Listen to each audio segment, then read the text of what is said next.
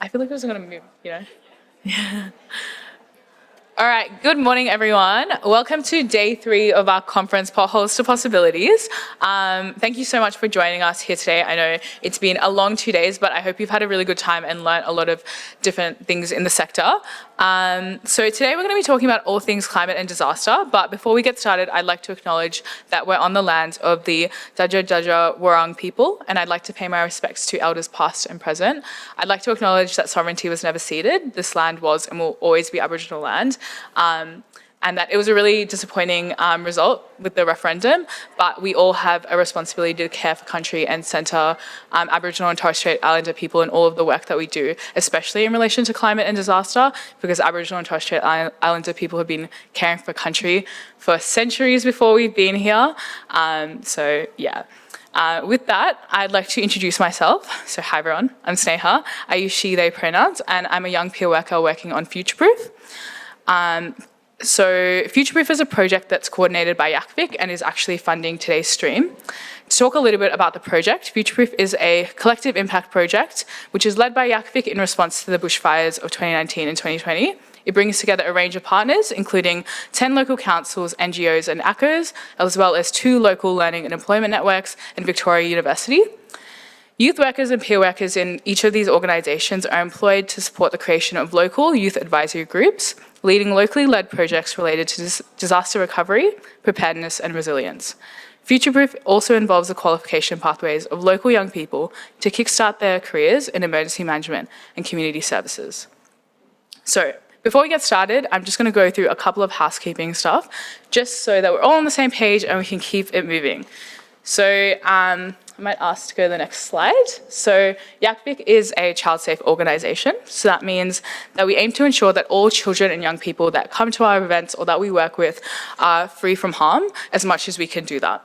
So there's some different types of harm on the screen today. I'm not going to go through them, but you can have a read. So if you are experiencing any of these harms, please feel free to come and talk to any of the YACVIC staff members. A lot of us don't have our t-shirts on today, so I'd love if you could put your hand up if you're a YACVIC staff member. If you ever want to have a chat, please feel free to talk to any of us, and we'll work to support you and take what you're telling us seriously. I might go back to the previous slide. Thank you. Some other housekeeping stuff is that we have bathrooms and a quiet space just in the back right-hand side. So just kind of like that corridor that you see behind the whiteboard. If you keep walking straight, there's a quiet room and there's also a toilet in the quiet room. The toilet doesn't lock in the quiet room, so please lock the quiet room door, just in case. And there's also all gender and all access bathrooms as well, just in the corridor and around it. The exits are located on the left-hand side. You can see the doors behind you and over there as well, and you'll be directed by staff if needed.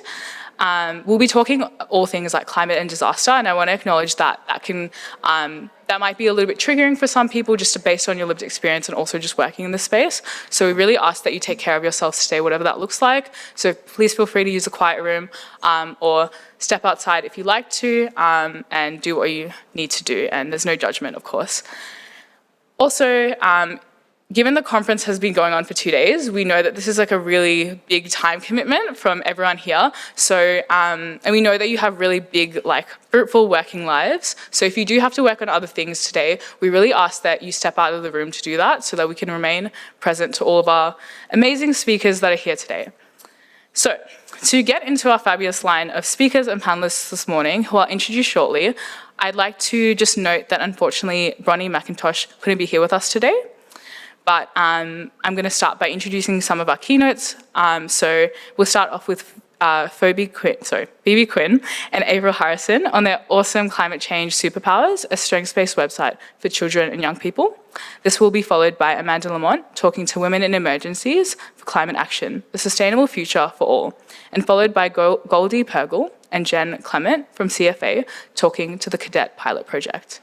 After morning tea, we'll then move onto our panel, Rural Futures Ignite, Empowering Youth for Climate Resilience and Equity, where we'll be joined by Julianne Tice from VCOSS, Amanda Lamont again, Meg Last from VicHealth, and Kelsey Macdonald from Adapt Youth Climate Network.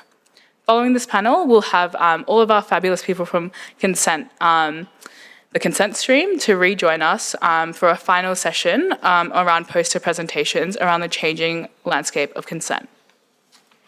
So, to introduce Phoebe, Quinn and April Harrison on their keynote to start. So I might ask you to come up and then I'll just do a quick intro.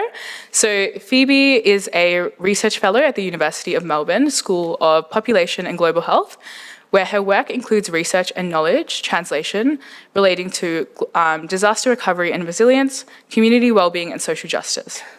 Her key focus areas include strengths-based work with children and young people around climate change resources for recovery workers, First Nations communities' experiences and perspectives of disaster and recovery, and the exploration of democratic innovations and community responses to climate and disaster-related issues. April, who's joining her on stage, is 22 years old and currently is studying a Bachelor of Veterinary Nursing. She's passionate about supporting the education and recovery of those who have lived experience with trauma and uses her personal experience of the 2009 Black Saturday bushfires as a way to help others. Being a young person who has lived experience, she believes it is important to provide insight on how to support people through their recovery after a bushfire. I'd also like to note that April is on our Future-Proof Youth Advisory Group as well, which oversees all of the work that we do on the project. So I'm going to hand it over. If we can flick to their slide. Oh, nice. Yeah. Yeah. Thanks so much. Oh, great, thank you. Oh, yeah, cool. Great, all right, thanks so much everyone for having us. So yeah, I'm Phoebe Quinn, it's April. Yeah,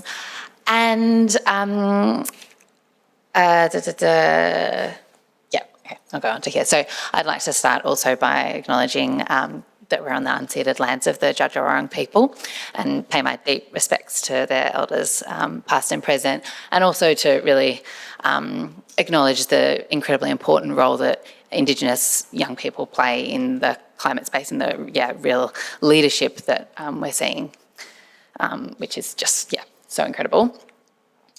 Over to you, April. Alrighty. Hi, everybody. As Phoebe said, my name's April. Today we're going to talk to you about our Climate Superpowers project, which was a project created in conjunction with young people for other young people to use. So, our problem. We are seeing increasing numbers of resources created by experts, particularly ones targeting parents who are wondering how to support their children cope with the climate change and the climate environment. But there are very few made for young people and by young people that incorporate their own perspectives, advice and tips. And to, I guess, further this, we have obviously young people are increasingly anxious, powerless and angry about the state of the climate.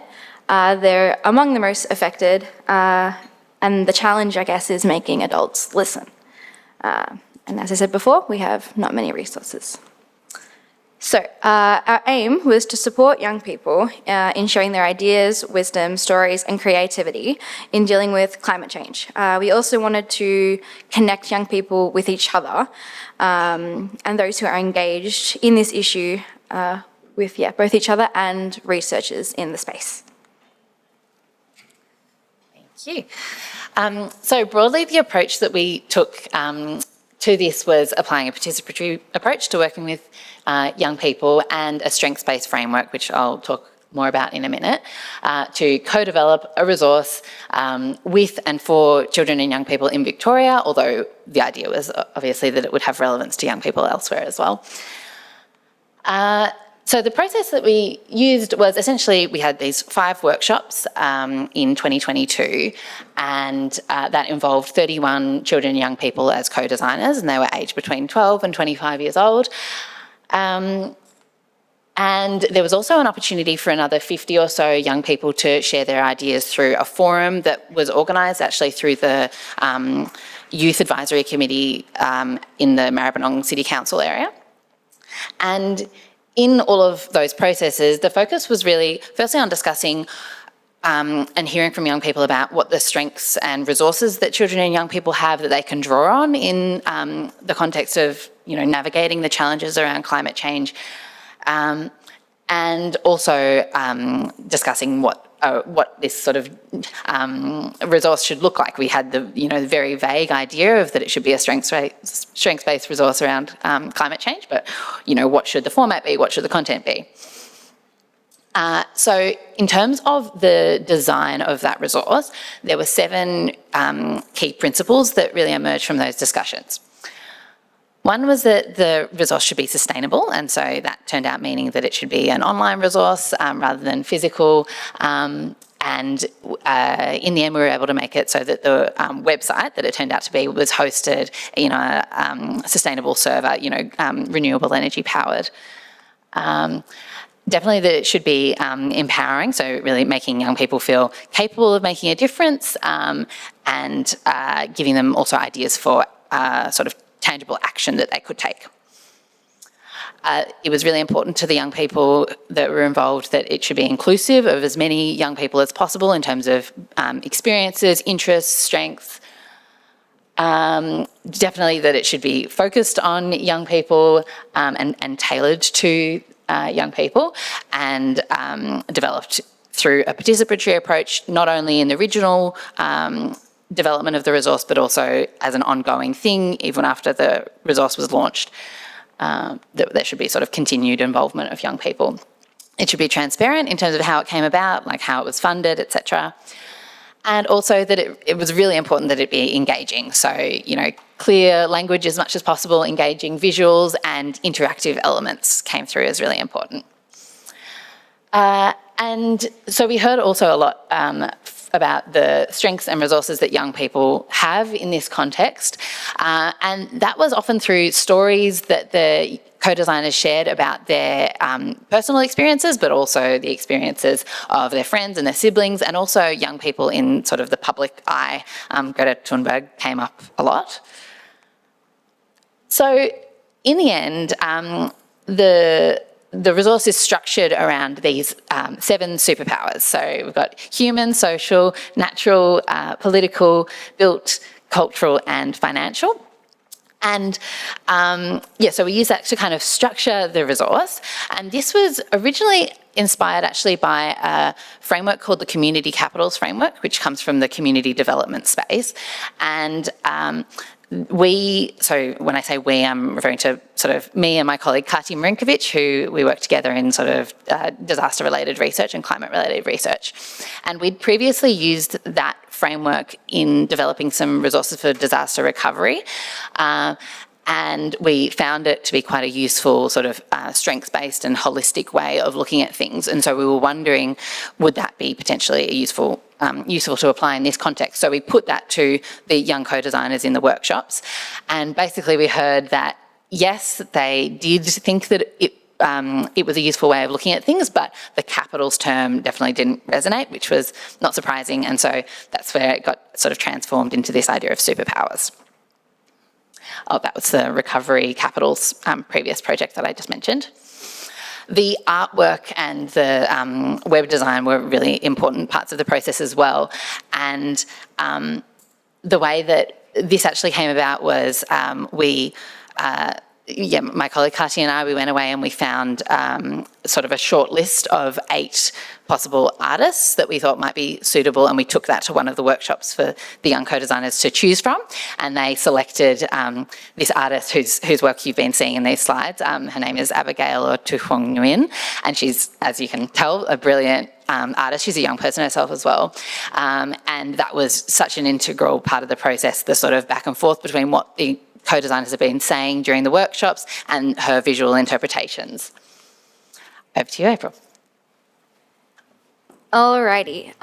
So the website is pretty amazing. The children and young people can take a quiz initially to find out what their strongest climate superpower is. As you can see, there's some questions. The various questions are based on the different superpowers, and it gives you kind of a ranking of where you fit. Along with your main superpower, the website gives a breakdown of where the person displays or where they're most likely to display most of their strengths in kind of like a chart formation, I guess. Participants can then explore the actions that they can take on using new superpowers. They can be small everyday actions, such as recycling, or larger scale actions involving the wider community, environmental groups, political activism, all that kind of thing.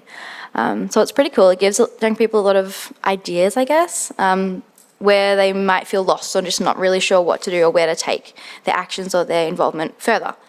There are over 120 actions based on the stories and ideas shared by the young co-designers. Those using the website also have the option to share their experience via filling in, I guess, an experience kind of form, expressing what actions they took, how they found them, how they utilised the website, and sort of where they're taking their own actions. Not only is it a website, but we also have an Instagram page to reach young people via social media where they're ever present. But it also allows the projects to share other climate-related stories and projects to the community and get as many young people involved as possible and kind of disseminate out the project and the resource to as many people as possible. It officially launched in October of 2022 with an event including a panel of the several young co-designers and the artists. It was a great event. We had lots of people there. A lot of the young people came along, which was amazing. They were super proud of their work and all the hours that they'd put in. And yeah, so further dissemination was that it was included in a local MP, Helen Haynes' newsletter, which was from my local council, allowing a wider dissemination to reach more rural youth. Thanks, April. And yeah, that was so amazing that April was able to get the website pitched in that newsletter, and also to have April as a panellist in the launch event that she just mentioned. And some of the other, or actually basically all of the other co-designers have also really stepped up and been championing the sort of spreading the word about the website, which has just been amazing to see. So an example there is this photo of some of the co-designers who were from the Academy of Mary Immaculate, which is a school in Fitzroy. And they put on this stall at another school's sort of sustainability-focused event, which was amazing. This is a TikTok that a student at Melbourne Uni made. She actually wasn't a co-designer involved in the workshops, but yeah, she made this TikTok about it, which was incredible and very much a relief, I think, to us to see, because people had kept telling us, you know, you need to do a TikTok, and it was, I for one, was absolutely never going to be able to do that. So that was good. And other sort of dissemination stuff is, last time I checked, the website had been visited about 6,000 times, and the quiz was done 2,500 times, which is pretty amazing. The conversation article was read about 18,000 times. Also recently, the Victorian Department of Education released their Sustainability in Schools policy, or it's called something like that. I think it came out last month, and Climate Superpowers features in that in a couple of ways, which is really cool. There was a Youth Mental Health Day a couple of months ago at the Australian Parliament in Canberra, where Climate Superpowers was featured in the handbook. And because, you know, I'm a researcher, there's a journal article as well, the least interesting part of it. And we've really been trying to grow this into an ongoing body of work. So like I mentioned earlier, we're very much open to continually, you know, we're seeing the website as a continually evolving thing, always open to feedback, and we've made some changes definitely since the October last year launch. And one of the projects, we've actually gotten some subsequent funding to do this small project that we're hoping will build into a bigger one, called Climate Superpowers in the Classroom. And that's really in response to one of the things that we were hearing as we were sort of sharing the website, which was from a lot of teachers that they really felt the need for resources like this, and they were really keen to use it in their classrooms, but that the uptake would be much broader and sort of easier if there was some kind of bridging resources to make that easier, given how time poor and everything else teachers are. So that's kind of, what we're trying to do with this project. So one of the components is doing some mapping of the alignment between the website and the curriculum to help sort of make that justification, make the links clear. But it's also another co-design process, this time focusing on developing lesson plans and classroom activities. So there is a component of that is high school focused, and another one that's based at a university, Melbourne Uni, because that's where we're based. And the high school one I just wanted to talk about briefly in particular, because it's been just, I'm so excited with how it's shaping up. Some of the original co-designers from last year, who were from the Academy of Mary Immaculate that I mentioned before, they had obviously been talking about the project with others within the school, and so there was a request that came through from some students who weren't involved in the original project that they wanted some lessons based on it, and so the ball kind of got rolling from there. And some of the original co-designers have been involved in these workshops that we've been running to develop lesson plans, and there are also new young people coming on board and getting really involved. And it's sort of midway through the process, it's actually developed into it being over a couple of sessions in terms of what they're doing, in what they're kind of piloting in their year 10 classes. And next week they're doing the sort of big one, which is going to be a video competition where they're going to make kind of TikTok style short videos around, showcasing how you can use one of the superpowers to take on an action. So I'm really excited to see how that goes. We're also potentially, we're looking to do a sort of equivalent thing focusing on teacher wellbeing, adapting the kind of climate superpowers idea there. And there's another project that April's involved with, adapting it in another way along the sort of disasters focused line. That's all I wanted to say, unless you had anything else to add. I guess we can have questions as well. But definitely please get in touch if this is interesting to you. If you're doing related work, we'd love to hear from you.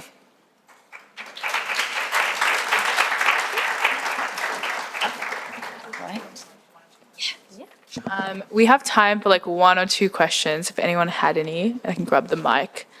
Or Akshay's got the mic. Yep.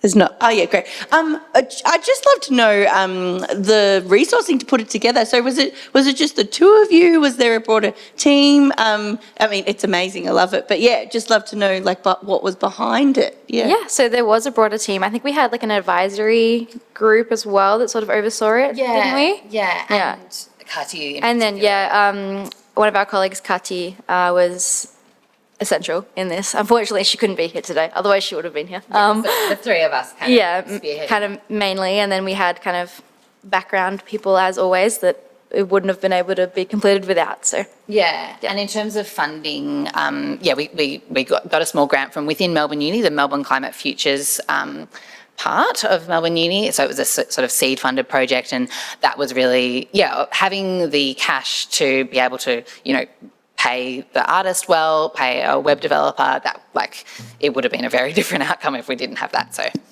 and just follow on ongoing funding for the URL, has that been included in the project? Yeah, we were able to set it up so that we could sort of pay at the time. I think it ended up being for 8 years worth of hosting, but that's definitely something, like I said, we're continually seeking funding for ongoing projects, and we'll have to sort of keep building that in. But the website's been set up in a way as well that it can be expanded upon. Awesome, thank you. Thanks. good. Thank you.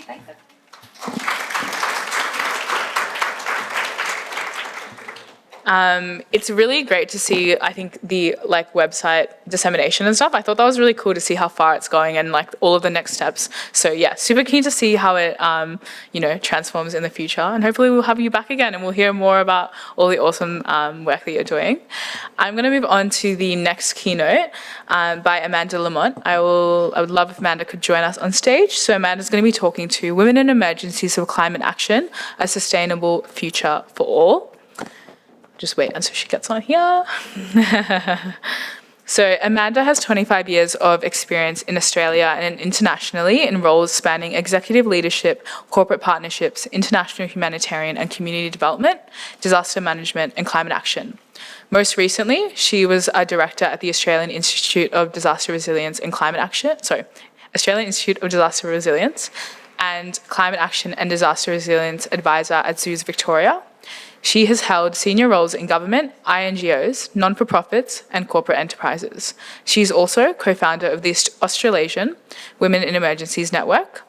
Amanda's various paid and volunteer roles see her deployed nationally to advise on strategies and support people before, during, and after disasters.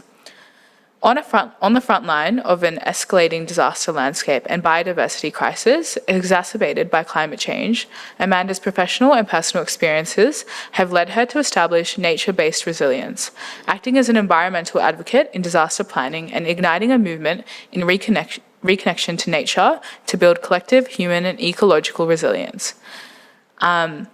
So in terms of this keynote, Women in Emergencies for Climate Action, Amanda will share the voices and stories of women from across the emergency management and disaster resilience sector in Australia, New Zealand and the Pacific. So I'll hand it over.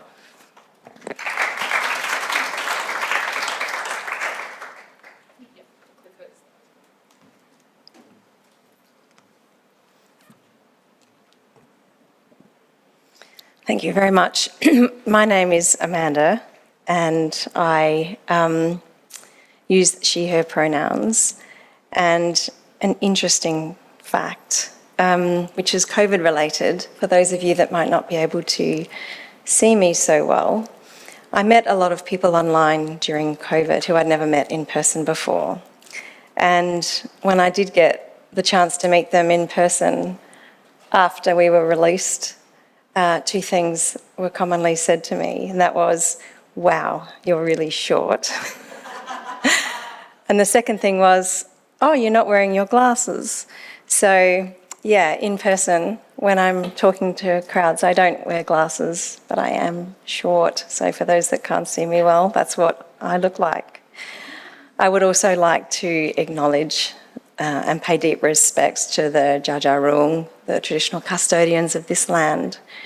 I would also like to pay respects to the Ngarrindjeri and the Raminjeri people, who are the traditional custodians of the lands on which I was born, and I like to say sung into being.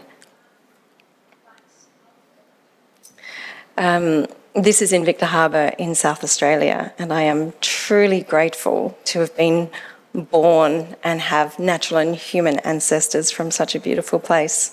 I say, the most beautiful place in the world. I would also like to pay respects to the Wurundjeri people on whose lands I now live and work and play.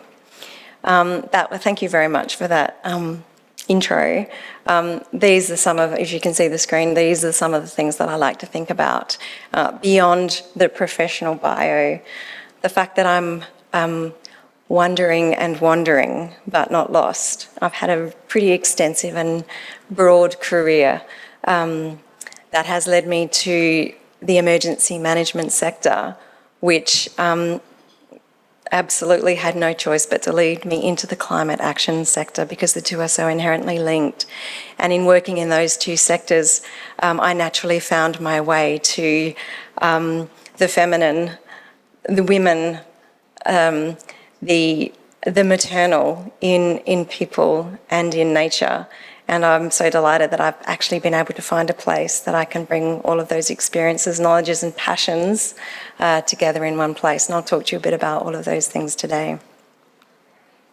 So the Australasian Women in Emergencies Network, we are coming on 6 years old.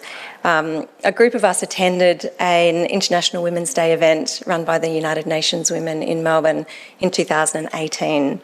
And one of my colleagues came and sat next to me and said, I think that we need something for women that work in the emergency sector because there's nothing. And the topic of discussion at that forum was regarding women's roles in disasters and climate. So it was really timely, and I think everyone had been thinking something like this. And I said to her, count me in, I want to be a part of that. I think that's really important. And another woman had said something similar. So within a week, 3 of us went to a coffee shop in Melbourne and started saying, what is this thing going to look like?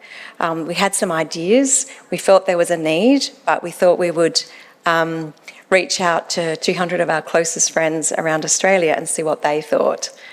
Shit, yeah, was one of the responses that we got.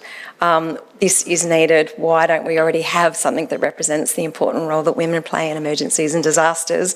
And let's get going. We joked around how we might celebrate having 50 members in about a year's time. Never did we imagine that we would have close to 500 members in 6 months, and now we are getting close to 2,000 members 5 years later. So we're really proud of the work that we've done. A bunch of really committed people with full-time jobs working in a voluntary capacity off the side of their desk to deliver something that's really needed and meaningful.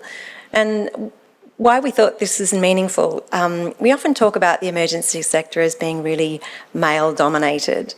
And for what most people see, that is correct, because when we talk about disasters, we see lights and sirens and uniforms and dirty men, dirty in the sense that they're dirty from the firefighting or from the mud.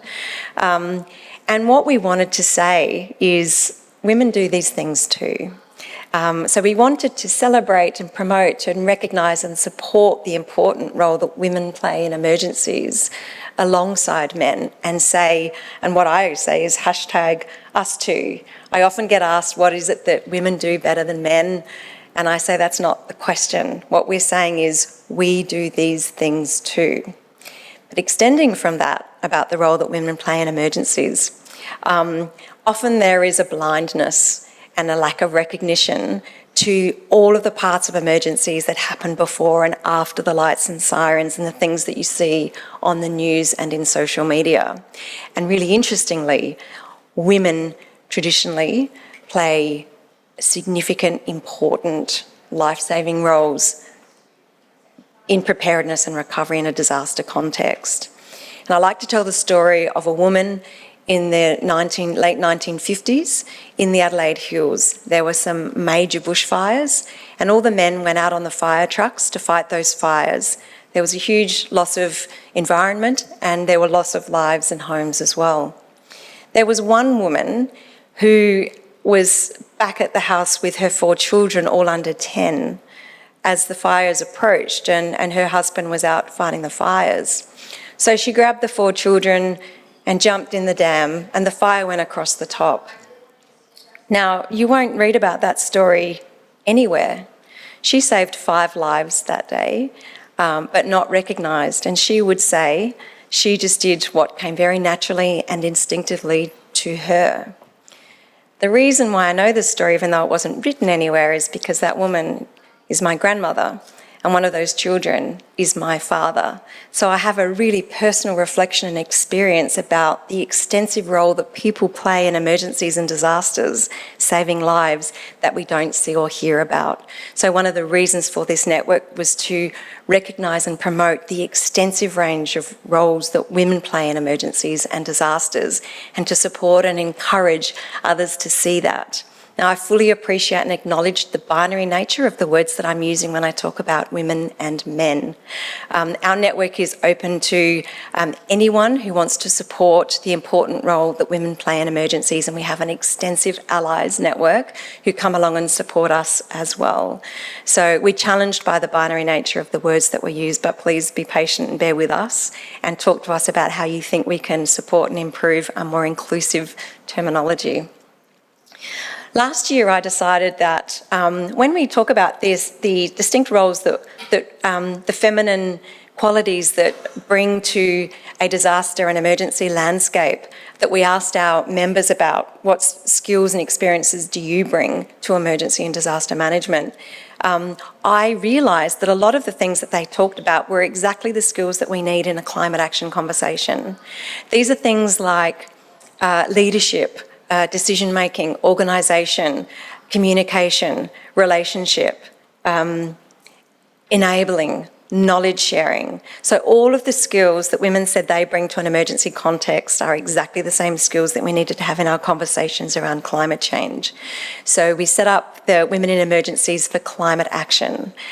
Being on the front line of the disaster landscape, we could see firsthand that things were changing. So we wanted to add our voice to the growing number of people in communities who were talking about what the impacts of climate change were going to have on our disaster landscape.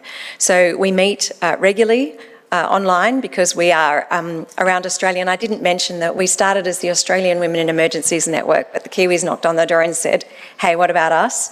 And in fact, just last week, we launched our Pacific chapter because we've got a lot of women in the Pacific who have said we would really love for you to support a growing movement in the Pacific Islands as well. So that's a really exciting development. I need a bigger desk, so I have more room to work off the side of that one for the Pacific Islands as well.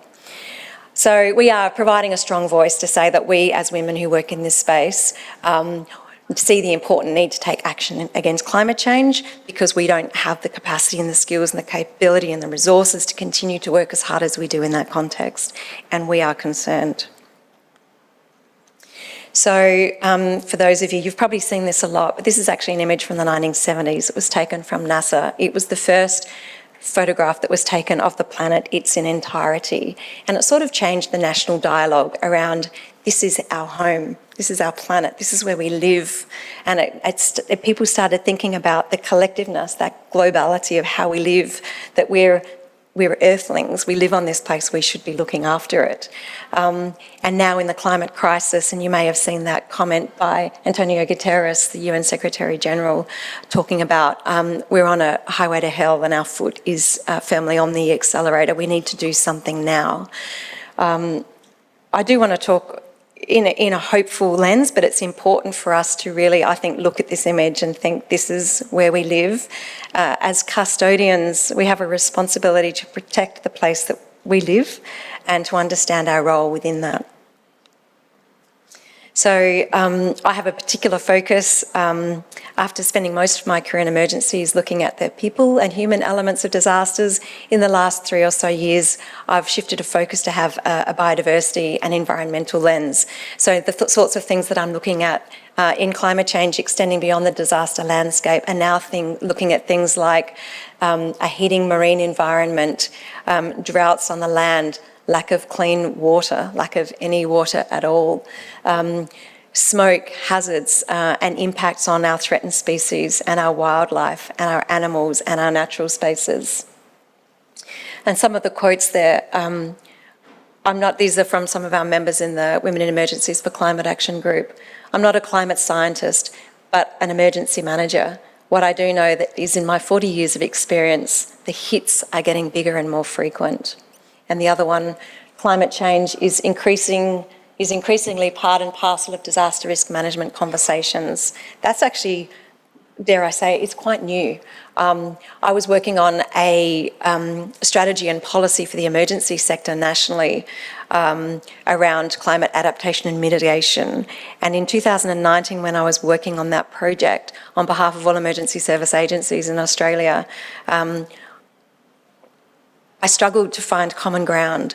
One state said to me, we can't sign that if you reference anthropogenic climate change. I was getting challenged every time I said the words climate change. And there was another state that said we can't sign that document unless you reference anthropogenic climate change. This was just in 2019. You know what happened at the end of 2019, the start of 2020? An entirely different conversation has arisen as a result of those mega bushfires.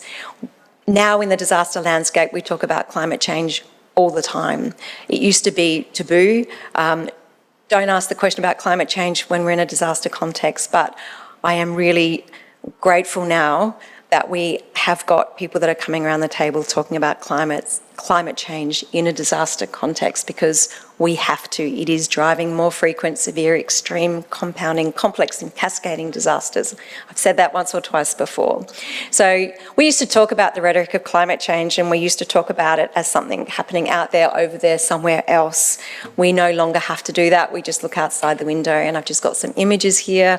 2023 is well on track to be the hottest year on record globally. That is globally, and October certainly has hit the record. We'll probably find that again in November.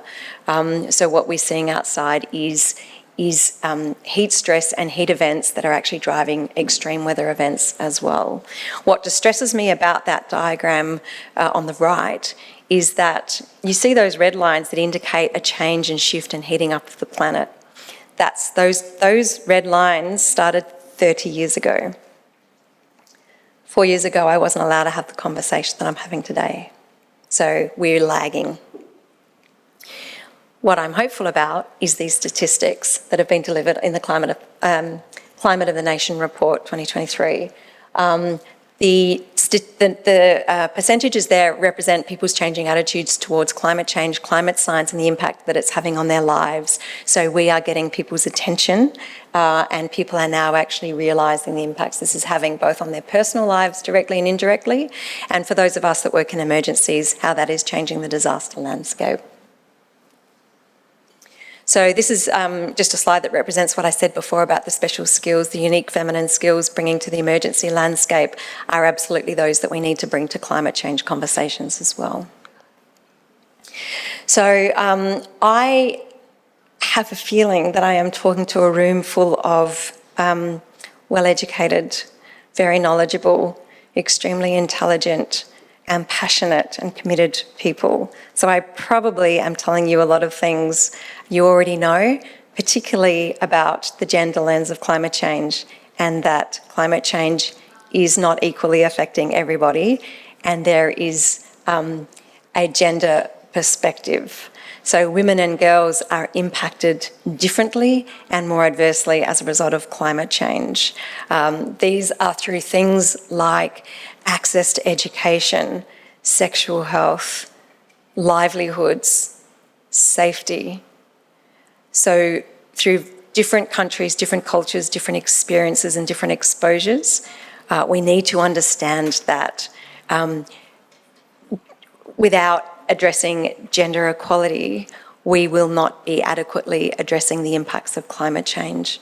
And we want to, as the Australasian Women in Emergencies Network, want to be a strong voice to recognise not only the important role that women play as change agents in climate action, but that is strongly driven by a desire to support women and girls who are more adversely affected by climate impacts. So I talked about women and girls as agents of change, and there are lots of ways that they are. There are unique skills and experiences that women bring to the conversation that can change the way that we look at what leaders look like and how decisions are made. There was something that was really interesting said to me by an Indigenous woman who lives in northern New South Wales, and she said that where she's from, traditional ownership is the masculine and the paternal line, and traditional custodianship is the maternal line. And ever since then, I've actually acknowledged the traditional custodians of the land as opposed to the traditional owners to recognise and hone in on that maternal and that feminine. And so that custodianship of land, which is very strong with Indigenous women and girls in Australia, and certainly well recognised in the multiculture in New Zealand, recognising the maternal and the feminine and Mother Earth and the instincts and the intuitions to support the environment and have a custodian relationship with the land and other people. The incredible resilience and adaptation skills of women really are important in addressing disaster impacts and climate change. And obviously when you bring different voices, diversity to the table, we get different types of solutions, different types of innovations that actually address others and are more inclusive in their impact. Through women as well, we have an opportunity to have broad-ranging conversations with a lot of different people. We get to talk to not the usual suspects in our various networks, and so the opportunities for advocacy and inclusion and influence are enhanced through our relationships with others.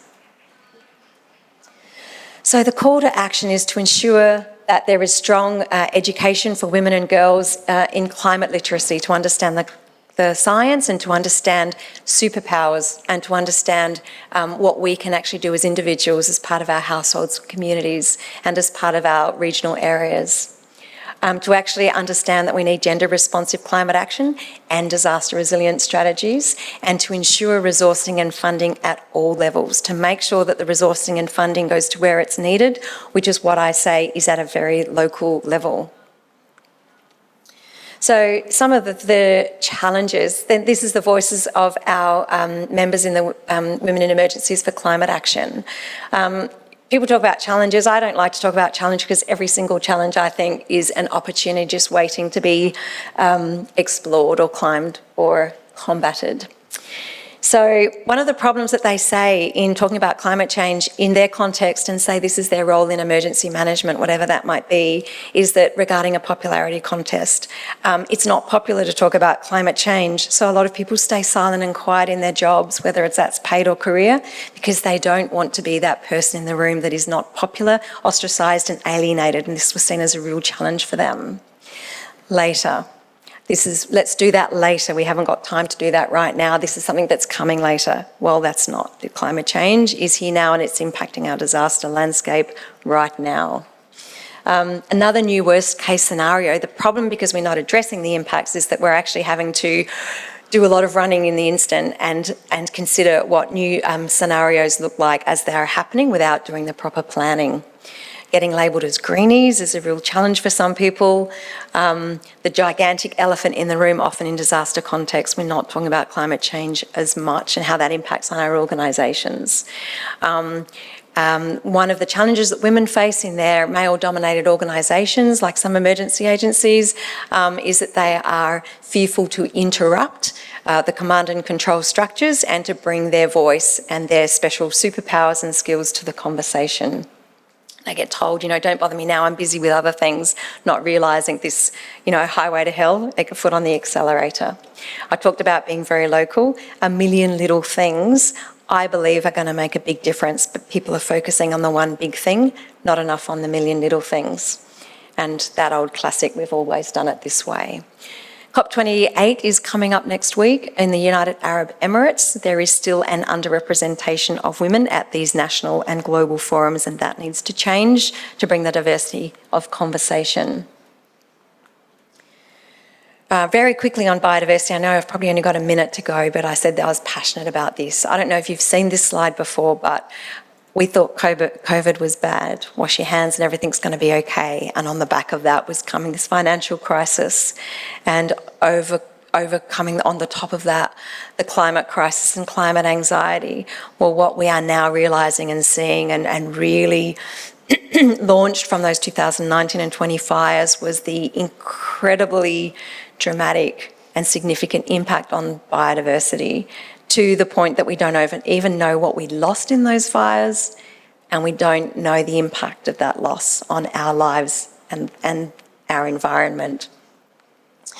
So some of the work that I'm doing now is asking questions like, what would nature do? So to answer some of our questions, to actually ask Mother Earth, what do you need? What would you do?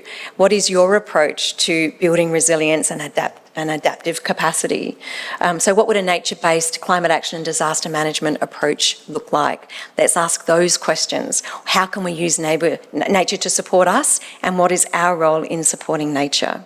Not having a human-centric approach, but actually having a nature-centric approach. So actually understanding that beautiful reciprocity and symbiotic relationship between people and nature, because really we are all one. We are not separate from nature. We are part of nature.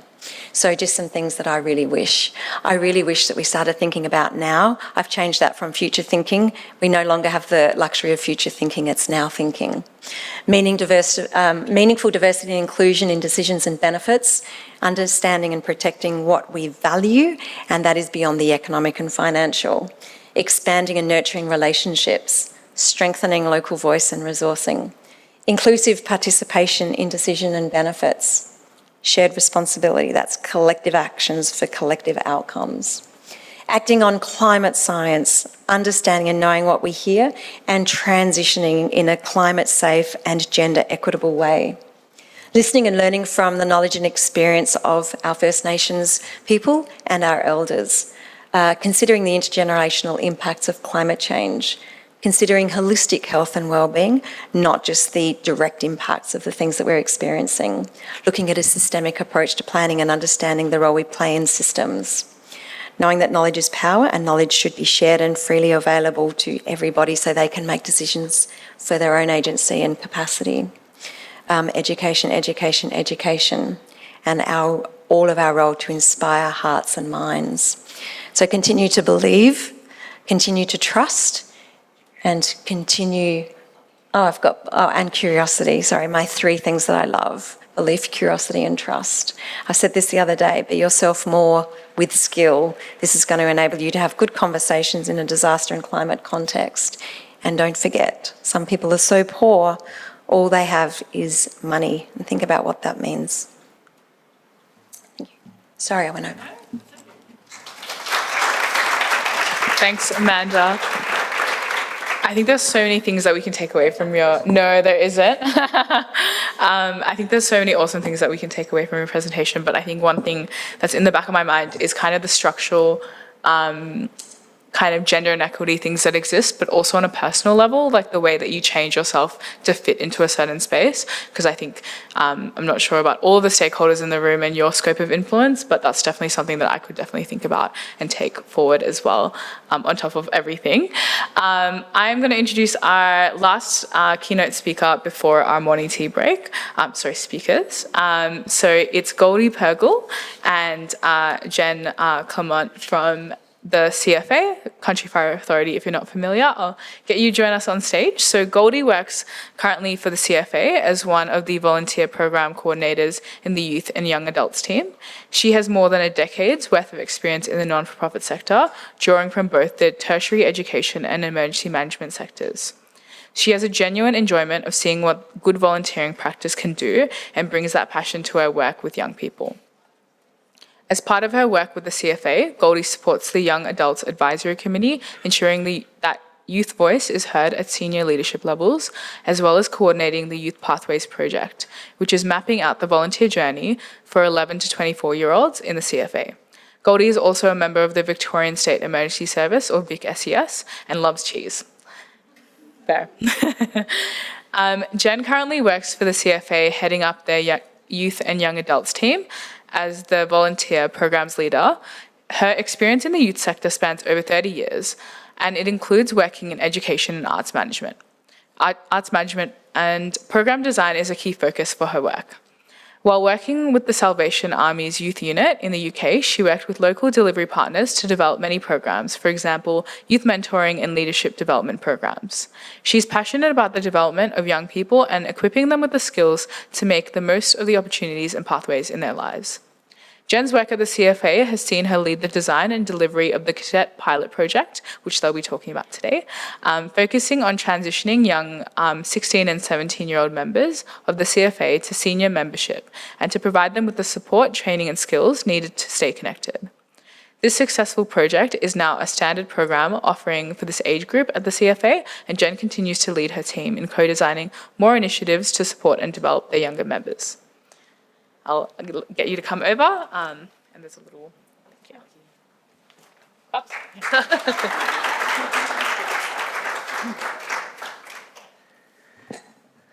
We sound great, don't we? So thank you for having us. Also, I'd like to just acknowledge the traditional owners and custodians. Thank you, Amanda, I really like that, of the land on which we are gathering today in the Dja Dja Wurrung country, and pay my respects to the elders, past, present and emerging. Also, like Amanda said, I'm not short, I'm the opposite, I'm tall. My long white hair, real white hair. And you can tell I'm Scottish, so hopefully my vowel sounds don't confuse you too much and you understand what I'm saying. So the Cadet Pilot Project, I should just say we've only got a handful of slides and they're all our young members in their wildfire gear taking part in our cadet programme. I'll put the main one on. Hopefully you can see all the different activities there that they've been part of. So if you think back to pre-COVID times, kind of feels like that didn't exist. But in terms of volunteering amongst young people was actually on the increase. But what we were finding in CFA was that our volunteer membership, particularly in the 16, 17-year-old age group, was in a severe decline. So much so that it was actually declining at 6.6 times greater or faster than that of the general membership. So our board, rightly, were concerned about this and tasked the youth team with developing a programme that would address the retention rates and the decreasing engagement from this age group. And also, if you think of it, ultimately, to try and ensure that the CFA were sustainable into the future, you know, if you're talking disaster resilience and there's no young people to step up into these events to fight fires, then, you know, we're kind of not in a great place. So we set about looking at what we could do for a pilot project, did an environmental scan of all the different agencies right across Australia to see what they were doing and how that compared to what we could do. And ultimately, we came up with a model that was a blended learning model of face-to-face practical learning and then some online modules that would support that in the background. We did a lot of stakeholder consultation on the model and in what content should be in it when it came to the learning experience.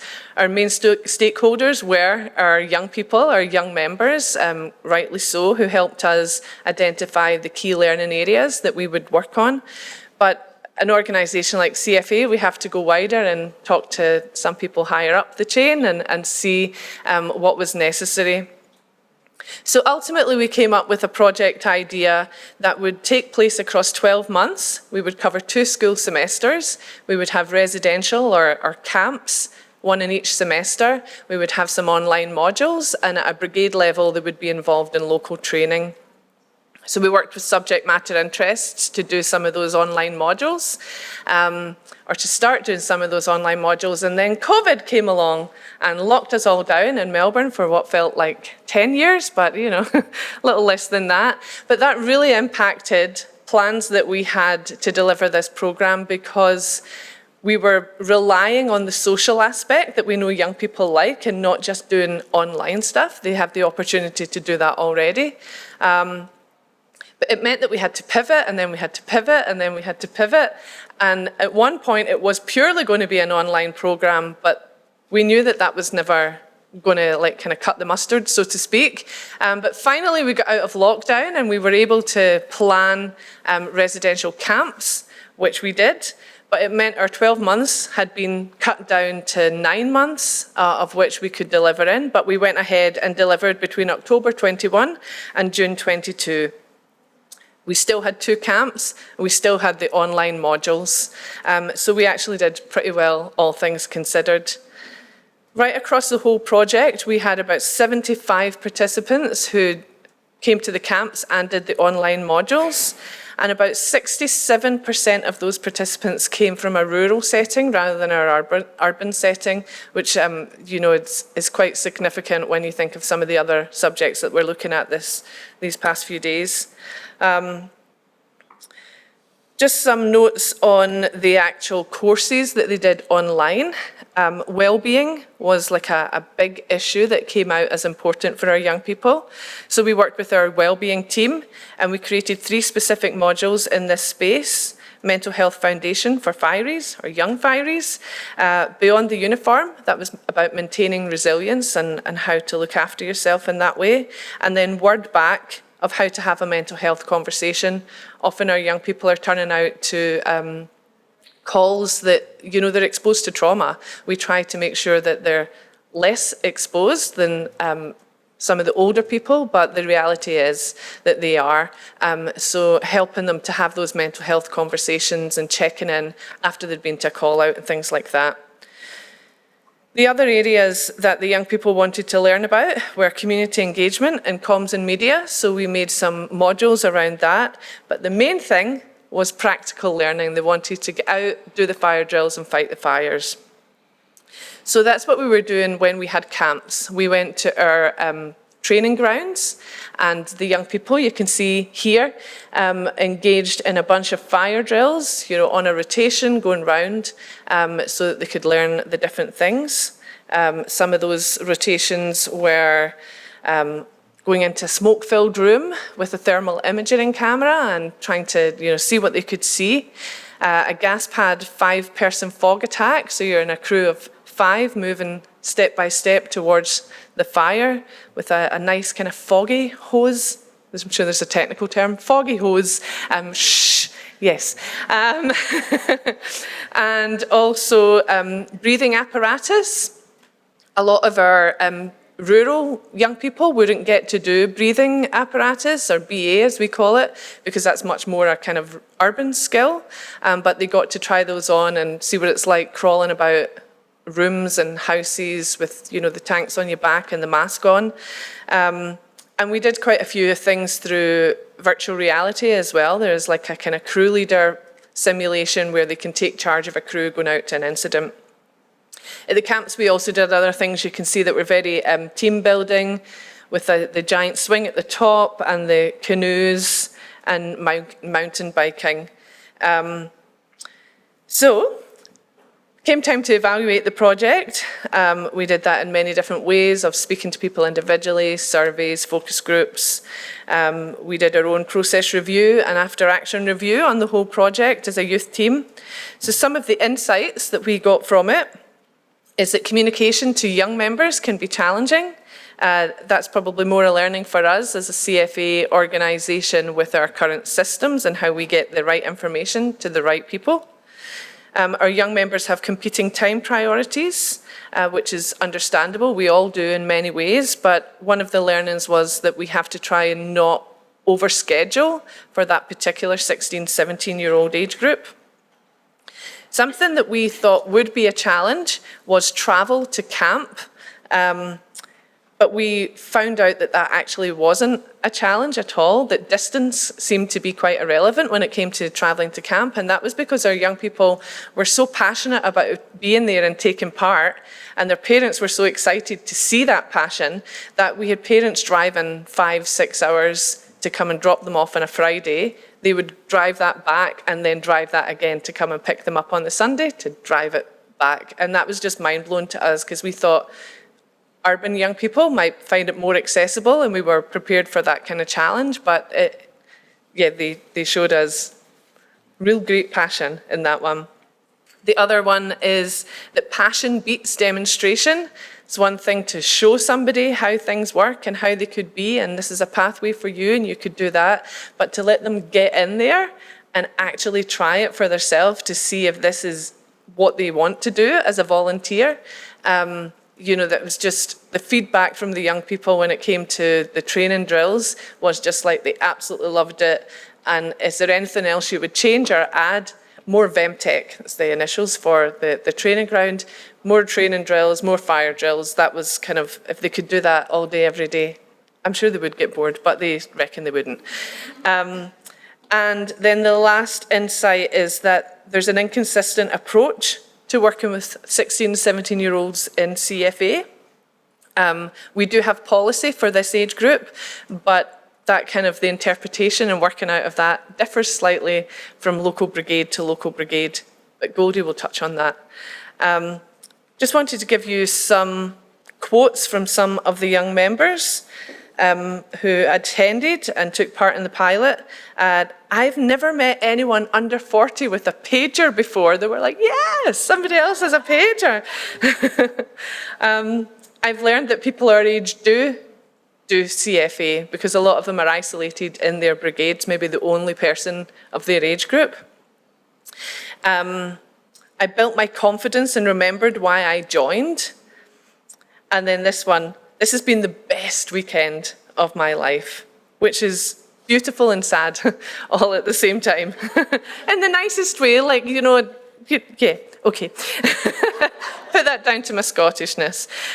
So before I hand over to Goldie, I just wanted to give you the recommendations that came out of the evaluation and say that at the moment our numbers have started levelling off for this age group, which, We only finished the pilot just over a year ago, so we can't say, yes, we've been mega successful and everything's going to be fine. It's, whew, we're membership. But it's a good indication at the moment. So what we recommended is that we continue delivery of the pilot into a programme, which we are doing. So we're having an ongoing schedule of camps, that we scope a youth pathway for 11 to 24-year-old members, showing them everything that they could be doing in CFA.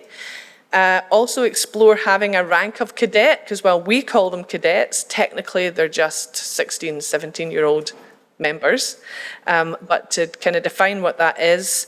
And then also to take a longitudinal study of these young people that were in the pilot and see where they go in their CFA journey. And I think all of that Goldie's going to tell us about really well. So I will hand over to Goldie.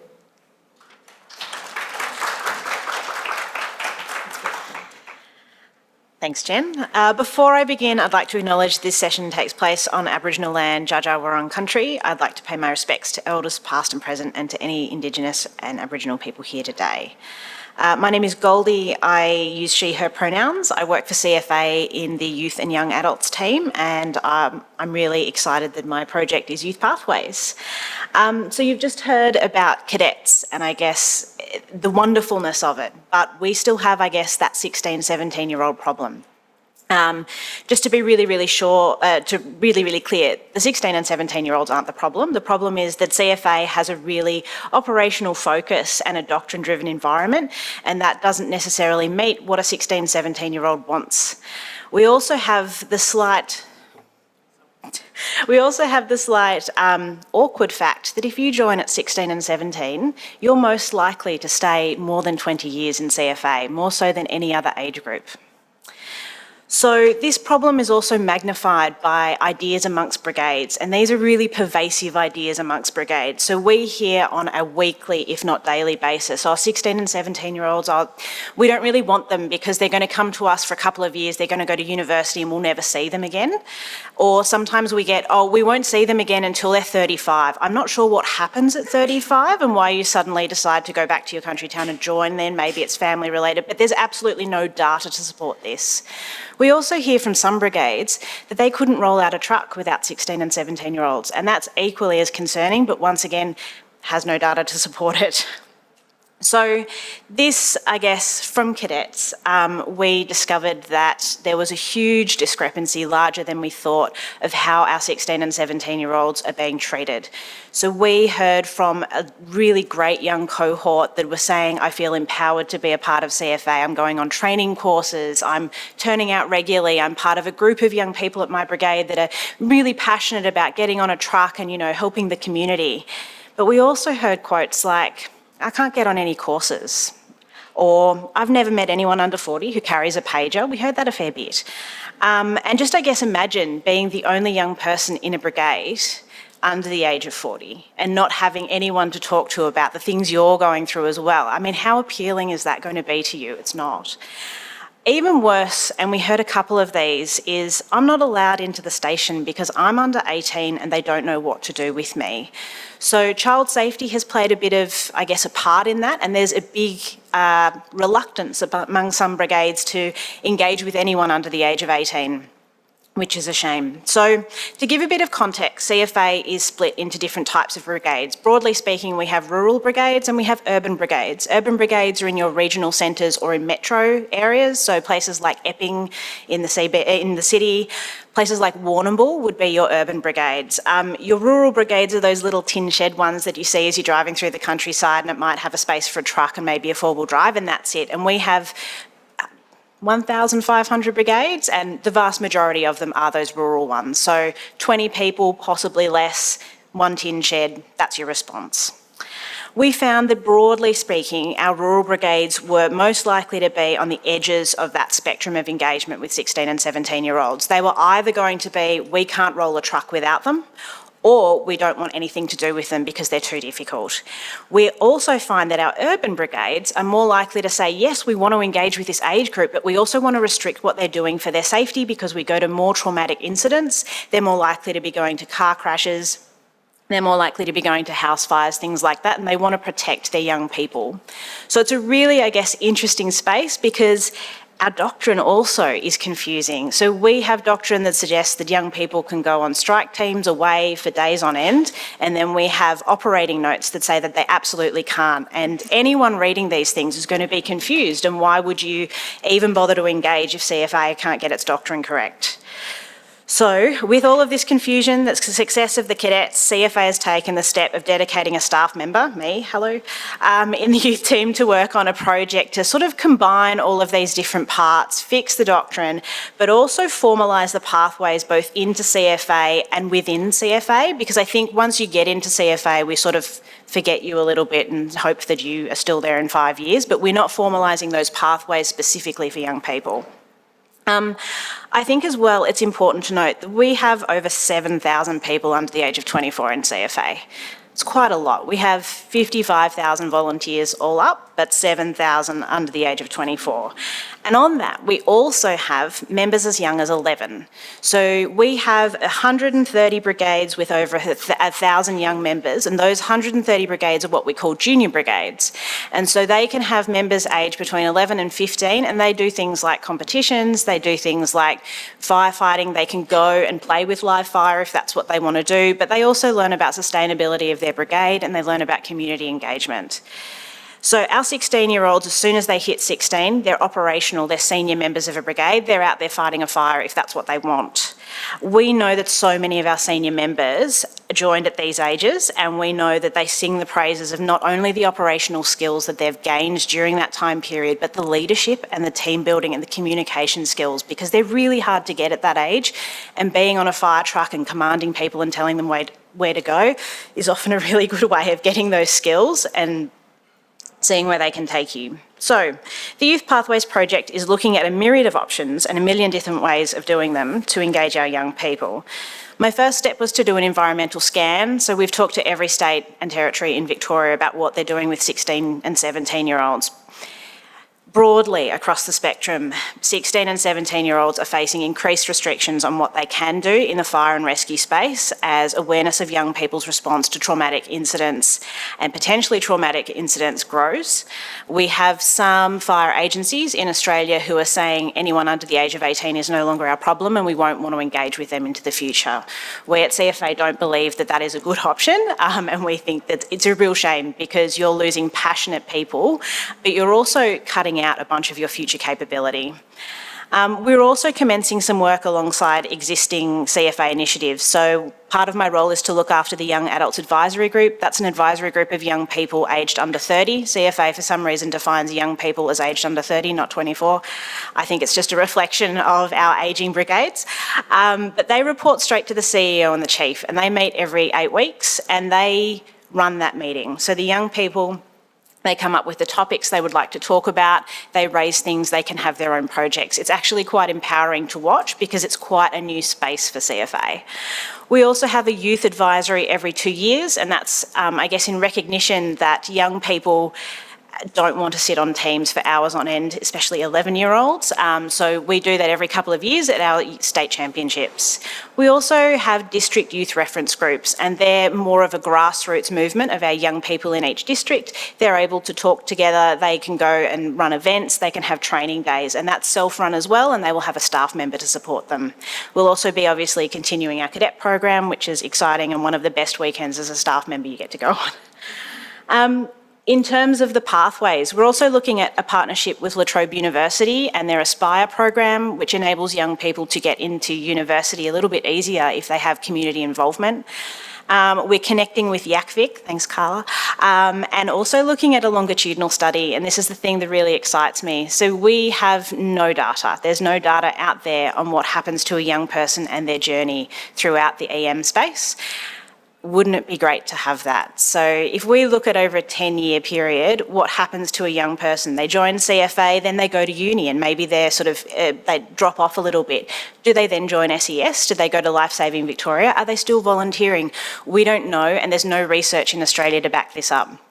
So we're hopefully commencing on that potentially with VU. We'll see how we go. But looking at how we can get that data over a really, really long, we will talk to you later, a really, really long period of time, so we can have that data but share it, because the whole of Australia is actually screaming out for this data.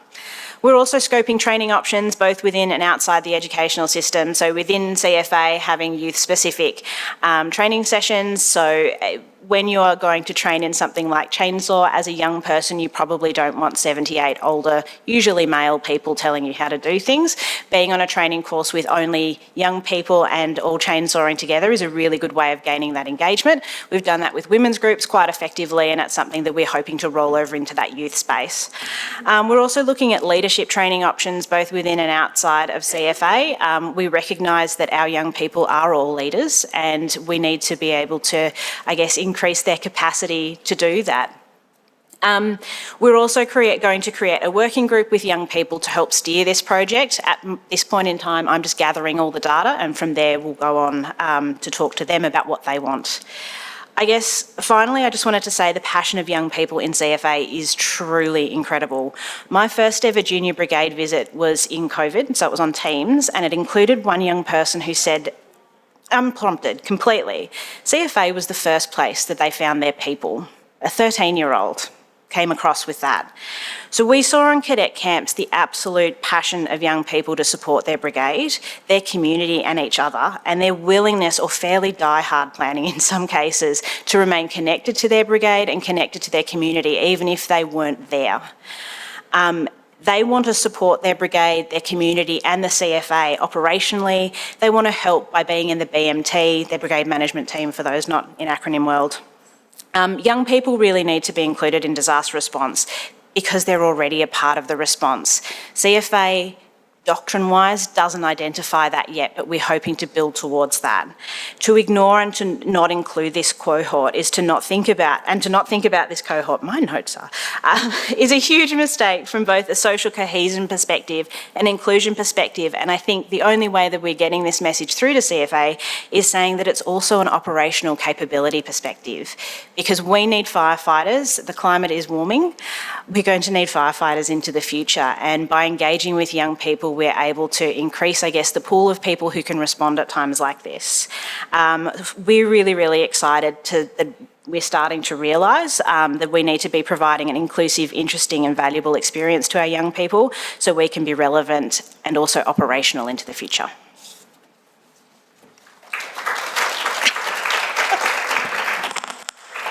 And just if anyone wants to get in touch with us, this is our beautiful faces, youth team at cfa.vic.gov.au. Thank you very much. We have time for one question. Yeah, Hello. I have a quick question. Oh, sorry. Thank you. I have a question about the cadet program. So I might have missed it, but how exactly do you get rural young people involved in that cadet program? Is it a metro-based program, or how are you engaging with young people that are out in those rural brigades specifically? Sure. It's statewide programme, so the invites to participate go out right across the state, and that was what we thought. There might be a greater uptake from urban and metro, but it turned out to be rural. We don't do specific targeted rural engagement, but if you've got ideas, Yeah, no, we had at SAIL, then... I just thought I'd ask because, yeah, I just wasn't quite sure. Goldie's got Also, I was just going to say, so we're very lucky and we have training grounds throughout the state in each region, so each EM region. So what that means is that we're also trying to start a program where each region can hold one of these days or one of these weekends themselves. So as the state team, I guess our role is to pilot these programs, say that they're really good, they're really bad, but then provide toolkits so they can be in that rural sort of space a little bit more. So the first 2 of the 3 have been at Central Highlands VEMTech, which is near Balan, which is in a rural area, but it is not, I guess, as rural as some of our other training grounds, and we really identify with that. It is also our newest training ground, and people want to come to it because it's shiny. But yeah, in the future, we will be hoping that districts and regions will be able to run their own ones rurally and sort of get that more grassroots movement of young people going to it. Because at the moment, we understand emailing them all, not every young person is checking their email on a regular basis, especially their CFA email, because we've all got 70 other email addresses. And sorry, Sneha, but just to quickly follow up. Sorry, I just have one last thing. Does the state team have any influence over regional teams to use their VEMTech facilities for young people? Because I know there's been certain areas where CFA haven't been overly open for using their VEMTech facilities. So is there any way that the state organisations can help influence or maybe encourage regional CFA brigades to open up their VEMTech facilities for these kind of programs? Yeah, if you're speaking to people and they say that that's the case, tell them to get in touch with us. The Central Highlands one isn't like the top VEMTech, but we have a real ally there, the guy who's in charge, and we've had him talk with other VEMTechs before because of that issue, and he sees young people in CFA as a priority and will bump other training events out on our behalf. So if they speak to us, we'll speak to him and he'll speak to them. Thank you. That's all, Sneha.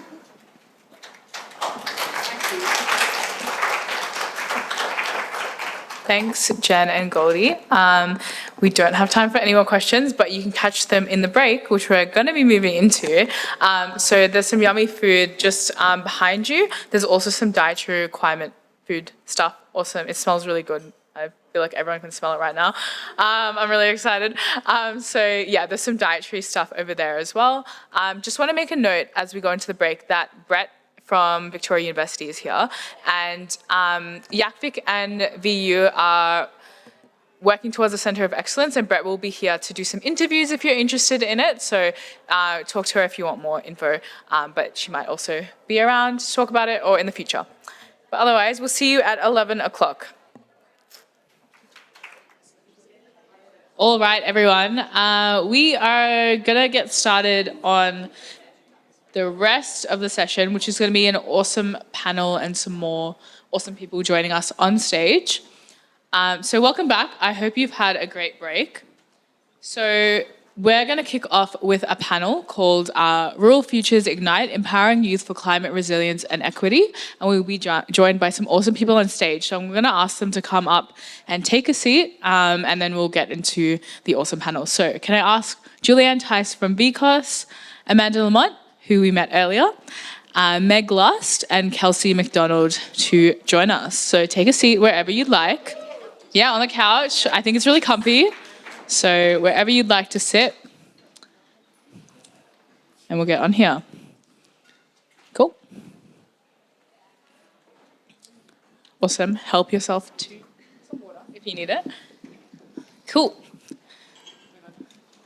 I'm sitting so low. Wow. All right. So on this panel, we have a really dynamic session which brings together policy experts, researchers, and advocates in gender equity and food security, centering the intersection of rural youth, climate adaptation, and sustainable development. Delving into discussions on innovative policies, evidence-based research, and strategies to empower young people in rural settings. Exploring the vital nexus between gender equity, food security, and climate resilience. Together, let's forge pathways that amplify the voices of rural youth, ensuring their inclusion in policy frameworks and fostering sustainable solutions for a resilient future.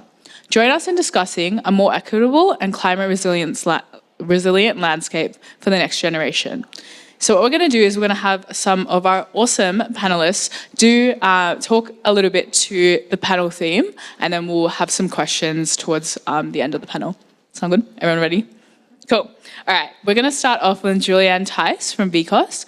Julianne is a climate change policy advisor at the Victorian Council of Social Service, where she advocates for the transition to net zero emissions to be managed in a way that improves the livelihoods of those experiencing disadvantage. She has a background in climate and energy and has published research on equity in access to rooftop solar in inner Melbourne. So I'll get you to grab a mic and take it away. Thanks, Sneha. Hello everyone, my name is Julianne Tice. So I'm joining you today from the Victorian Council of Social Service, and we're Victoria's peak body for the community sector in the state. Before I begin, of course, would like to acknowledge that we are meeting on the lands of the Dja Dja Wurrung people. I'd like to pay my respects to their elders past, present, and emerging, and also would like to say that I was born on the lands of the Piscataway people in North America. I will be talking just a tiny bit about First Nations justice in my little speech. I think that's a really important thing to touch on in the whole climate change and climate justice debate. So what I'm going to talk about in the next few minutes is some of the work that I've been doing at VCOSS around climate change and a project we've been doing called Community Climate Conversations. And I'll also just give a bit of background on VCOSS and my role there. So VCOSS advocates on behalf of the community sector in Victoria and also their clients, which we could say vulnerable Victorians, if you want to use that term. So I lead the climate change work at VCOSS, so that means I broadly am trying to figure out what community organizations need to respond to climate change, and so that is to adapt to climate change, adapt their operations so they can continue operating even during climate events and climate-related disasters, and how they can continue supporting their clients in that context. My background is definitely in climate change and policy, not young people, but I hope that some of what I say resonates, and I will talk about what we've heard from young people in our project going out to communities and talking to people about climate change. The thing for me about climate change and young people is that, of course, climate change affects all people, but as you all know, young people didn't contribute really to the climate change issue that we're all dealing with now, but they're the ones who are going to be dealing with the impacts of climate change through the greatest proportion of their lives compared to everyone else. So it's, of course, really important that we listen to young people in our decision-making around policies and programs and how we move into the future. So I'll talk now about our Community Climate Conversations project at VCOSS. So I'll just talk about how we've gone about that project, who we've heard from, and what we've heard from specifically the young people in those sessions. So what we've been doing is going to 5 different locations around Victoria to hear from people of all ages and backgrounds on what they think about climate change, what they want to be done about climate change, what they know about climate change, those types of things. Just because we normally hear from people in urban areas who have louder voices on climate change and what they want to be done about it. So we wanted to go specifically to areas that we're not normally hearing from people in those areas. So we've had a mix of urban and rural sessions. So we've gone to Warrnambool, Broadmeadows, Whittlesea, Morwell in the Latrobe Valley, and next week we'll be wrapping up the sessions with Swan Hill. So we're very much in the middle of these sessions at the moment, but we've done 6 sessions over 4 locations so far. So through those sessions, we've heard from around 85 people, I think, so far, and about 1/5 of those have been young people. 1/5 is not a huge amount, so we're hoping to do some extra sessions online, I think, with YACVIC, hopefully, in the next few weeks, and also another youth organization, just to hear from some more young people. The people we heard from who fall into that young category have mostly been high schoolers, some uni students, but interestingly, all young women. We have not heard from any young men, so they just haven't turned up to the sessions for whatever reason, but I think that definitely points to the gender equity aspect of the climate change debate that we have. Not debate so much as issue, but some of the people that we've heard from do experience multiple stressors like living in public housing, being a recent refugee and assimilating into Australian culture, learning English, and potentially living in rural areas with fewer opportunities to connect with other youth and take action on climate change. So we've heard from these young people quite a range of things of what they want to be done on climate change and what they've experienced on climate change so far. So a lot of them have said they want political leadership in this area. So they want our political leaders to act on climate change more so than they feel has been done already. And I think that's not a surprising thing to hear in general, but from young people, Specifically, the one I'm thinking of is a high school. I think she was about 16 years old. She's already engaged in political action around climate change, and I think that's fantastic. So it's really good to hear that young people are already kind of thinking in this area. We have heard from some of the young people in the sessions that they're already experiencing the link between climate change and health impacts. So some of them are getting kind of asthma impacts from extreme heat and bushfire smoke. They are having, one person had the example of her own kids can't go outside and play because it's too hot sometimes, and that has an impact on, of course, her kids and her own ability to, I guess, run the household and do what she needs to do.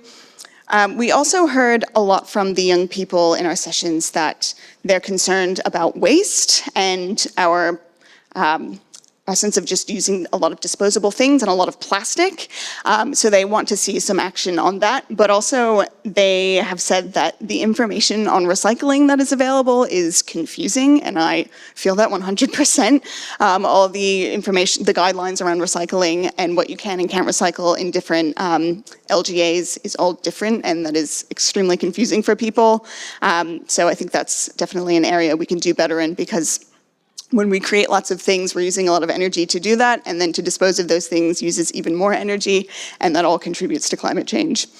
Another thing that the young people have said is that the momentum on climate action, they feel has slowed quite a lot, and that makes them feel quite anxious, disempowered, and disengaged. So there's, of course, been that quite a bit of action on school strikes around climate change. There was one just last week, which is great. Sounds like the momentum is picking up a little bit more around that, but the momentum was quite big before COVID, and then that kind of slowed things down a little bit. So some of the young people in the sessions raised that they're feeling more disengaged because they feel momentum has slowed in that area. And that's leading to a sense of hopelessness and that climate anxiety around climate-related disasters. In the sessions, we also asked what people have heard in the session that was new to them, and one person said climate anxiety was a new concept for them. So we have been hearing from a range of different, levels of knowledge on climate change and how that affects the different people we're speaking to. We've also heard that the young people in the sessions want more First Nations leadership around climate solutions and climate justice. So it's, again, great to hear that that's something that the younger people are thinking about, at least a little bit. And from the older people in some of our sessions, interestingly, we've heard that they want to listen to young people more, and they want young people more involved in decision-making processes around climate change, and for young people to have more agency. So I think that's something that we'll talk about in this panel, but I think it's something that's not been done particularly well up to this point, and there's a lot of area for improvement on that. So I will leave it there, but hopefully can cover some of the ways I think we can empower young people in this area during the panel. Thank you. Thanks, Julianne. I think a lot of reflections from all of that work, I think, resonate as a young person thinking about climate change. So really cool to hear a lot more about that. I'm going to pass it over to Amanda now, who has been introduced, so feel free to add to your bio, but otherwise I'd love for you to take it away. Oh, I love that you love me to take it away. I love that word. I hated using the word love. Often I thought it wasn't professional enough. I use it all the time now, and it totally changes the way people relate to you. So now I feel loved. Thank you. Well, I've already had an opportunity to share some of my insights and thoughts around the Australasian Women in Emergencies network and the gender equalities that are inherently linked with climate inequalities. So I don't want to cover the ground again. And I'll just remind you, just because I'm wandering doesn't mean I'm lost. So if I'm wandering around in the next 5 minutes, I'm not lost. I know exactly where I'm going, even though it might not look like it. So I'm going to take the liberty, since I've had a chance to share some other things, is to take a slightly different approach. First to say I really loved the conversations this morning, because I presented some challenges and some things that are keeping me awake at night, and I really loved hearing about climate superpowers and the CFA cadet program, because what we're demonstrating here is some of the challenges that we in the sector are facing, and there are great people out there finding solutions and avenues and opportunities for a full engagement for that shared responsibility from everybody, particularly youth. So I just wanted to sort of exclamation mark on this morning's sessions. So a slightly different lens, I wanted to share with you something a little bit different. I mentioned that I worked for a couple of years at Zoos Victoria as the Climate Action and Disaster Resilience Advisor. And just a little bit of the history around Conversations Change. I was actually employed as the Emergency Management Coordinator. And Zoos Victoria had a strong focus on the bushfires from 2019 and 20 and the response. And I had come from a very much broader lens of disaster resilience from very many different angles. And what concerned me was an organisation's focus on one hazard bushfires and focus on the response part of that. So the first thing that I said is we need to start talking about disaster resilience, not emergency management. We need to stop seeing every disaster as a big bushfire, because disasters are going to occur and impact us in many different ways and forms. And I said we need to stop talking about emergencies in the context of the response phase, that it starts when fire trucks roll out the door and it ends when they put the roller door back down and wash the trucks and make them shiny and everything's over. And so there was this really narrow view about what emergencies was. And Zoos Victoria's role, for your information, I was in the threatened species team, which was amazing. And so essentially during those bushfires, the impact you will have heard on the billions of wildlife that were impacted or killed as a result of those fires, astronomical, mega, to a degree that we don't actually fully appreciate what we've lost, what is extinct, particularly invertebrates, and also the impacts that extinction is going to have on us and the environment. So what everyone did see was the koalas, right? Koalas in triage centres, koalas with bandages and burns and being rehabilitated, and a lot of the tragic stories. So what Zoos Victoria realised, they were part of the emergency management framework, but they didn't have a plan. So I was in there to advise them on what their emergency management plan would be, and I said, you do more than respond to wildlife in bushfires. We actually need to have a look at our threatened species and fighting extinction program, and to make sure that, you know, you spent 30 years doing all of this incredible work to save a species from extinction. One flood, one storm, one bushfire, one heat event could wipe them out in a moment's notice. We don't want to end up not looking at that tidal wave behind us, which is climate change and disaster. So the title went to climate action as well. There was this lack of realisation that climate is driving this disaster landscape that we're not really ready for. We keep looking back at the disasters we've had and planning for those ones in the future. So it was a real highlight for that organisation to say, well, we keep planning from what we've seen, and what we need to do is start planning for what we didn't anticipate. You've probably heard that saying, you know, plan for the worst and hope for the best. So a key part, and I'll finish on this because I know I might have gone over, my tendency is to do that. A part of the work that I was doing there was actually a project called Nature-Led Community Recovery. So we know that the recovery parts of a disaster are really important and often understated, under-recognised, under-resourced, and hugely impactful on people's lives, potentially forever changing people's lives. So what was recognised after the 2009 fires, the Black Saturday fires in Victoria, was that people actually started to relate their recovery to nature's recovery. Particular story of the Galaxia's a little fish in Marysville, and they had to be taken out of the river because the river wasn't clean and be housed somewhere else while the river was cleaned for them to come back. And what happened was the people were leaving the area while their houses were being rebuilt, and the fish left the area while their house was being rebuilt. And at the same time as the fish were coming back, the people were coming back. So the people in the community started paralleling their recovery journey with the fishes and the environment. And so we've built on that in 2019 and 20, and actually supporting people in their disaster recovery through connection to nature. And there's some fantastic youth examples of that nature-led community recovery, which I hope I get asked a question about. Thanks, Amanda. Yep. I think we often take nature for granted and we just expect it to always be around us. So when it does, you know, it isn't there, you know, the repercussions are really significant. I'm going to pass it over to Meg, if you can pass the mic down. Thank you. So Meg last is from the Grow, Cook, Share, Bendigo Food Share. Sorry, I feel like that should have been said better. But it's a VicHealth Future Healthy Food Hub. So growing up on a farm, Meg had access to homegrown produce, and today she continues to express her creativity and passion for creating sustainable and inspiring local food systems through developing nourishing food and sharing this with others. Meg joined Bendigo Food Share in late 2023 and currently works as a youth food hub officer at the Grow Cook Share Food Hub, one of VicHealth's 7 regional Victorian future healthy food hubs that is working with young people and communities to create more inclusive and accessible local food systems. So I'll hand it over. Thank you for the warm welcome, and hello everyone. I am Meg Last and I use she, her pronouns. And firstly, I would like to acknowledge that this session is taking place on Dja Dja Wurrung country, and I pay my respects to elders past, present and emerging. So today I will be talking about my role as a youth food hub officer within Bendigo Food Share's Grow, Cook, Share Food Hub. This traineeship provides a platform to contribute positively to my local community through education which expands my knowledge of food systems, all developed by a VicHealth initiative. So I work within a small team made up of 2 food hub officers, myself and one other, a food hub manager, a farm manager and a youth coordinator. And I have the unconditional support from my 2 managers, which means that we can confidently coordinate our activities at the farm and throughout our community.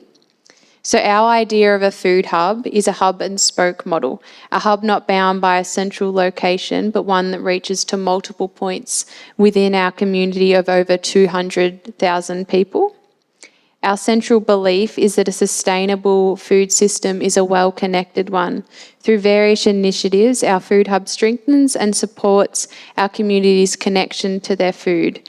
Because the stronger we're connected to our food and the more care we have about how and where it is grown, the healthier our planet and the healthier our community becomes. So our hub's vision is to create an inclusive, accessible and inspiring local food system that aims to make locally grown food more affordable and to build skills and knowledge in growing and preparing food, particularly for young people. We work to strengthen our local food system by adopting a mobile structure, operating from different places, meeting the community where they are, and an environment that is comfortable and familiar to them. We have a farm at Golden Gums Farm, which was donated by 2 local ex-market gardeners who were supporting Bendigo Food Share's Grow a Row program. The farm is located in Strathfield Say, which is about 15 minutes from here. And at Golden Gums, we facilitate farm visits with local schools and TAFE groups who come to interact with the farm and learn about how food is grown, strengthening their connection and awareness of local seasonal food. And the produce we grow at Golden Gums Farm is for everyone. We sell fresh produce through local growers markets to restaurants, cafes, and through weekly produce boxes. This produce is also used in our Cooking for Change program, Cafe for a Day, or given as food relief. So the Cooking for Change program is a hands-on cooking program that gets students involved in their local community by working in teams to make meals for those doing it tough. It gives the kids practical cooking skills and provides an opportunity for local community service. Cafe for a Day is our program to connect young people with local chefs and to learn the art of cooking, balanced eating and hospitality through preparing and selling a meal from a cafe space. Our food hub is an ever-evolving ecosystem which continues to increase our community's food and growing skills, build their connection to where food comes from, and increase access to fresh local produce through establishing a local growers market which allows local growers to sell their produce. So this traineeship that I'm a part of has informed and empowered me on a collective level by providing a platform to actively engage with my community, meet like-minded people, and through dynamic work environments and schedules, I have a balance of indoor and outdoor work. And just going off what Amanda said, I think it's really important to have that connection to nature when you can feel overwhelmed. And this opportunity from VicHealth's really allowed me to continue expanding my connection of nature through working at the farm and out in the community. So yeah, individually I feel empowered rather than overwhelmed by our changing climate. This role has allowed my confidence and passion to shine because I've built the courage to start my own veggie garden at home and intend instead starting composting and worm farms and all those superpowers, which I'm sure is all in your website. So the inner joy of sharing local, organic, vibrant food is rewarding on all levels because adequate nourishment is a human right. It allows us to engage in the beauty of our lives. I feel grateful to be involved in this inspiring VicHealth initiative and that is empowering myself and other rural youth. Thank you. Thanks, Meg. I think there's so much to learn from that awesome initiative, and also I'm reflecting on how food is such an important point of connection for people, and even culturally it's such a big point of connection and fostering belonging and stuff to communities. So really awesome. Last but not least, I'm going to introduce Kelsey Macdonald, who is a young person who is passionate about climate action, mental health, and the LGBTQIA+ community concerns. He's particularly interested in the role of young people in these areas. He works at YACVIC and at the healthcare charity HMS Community.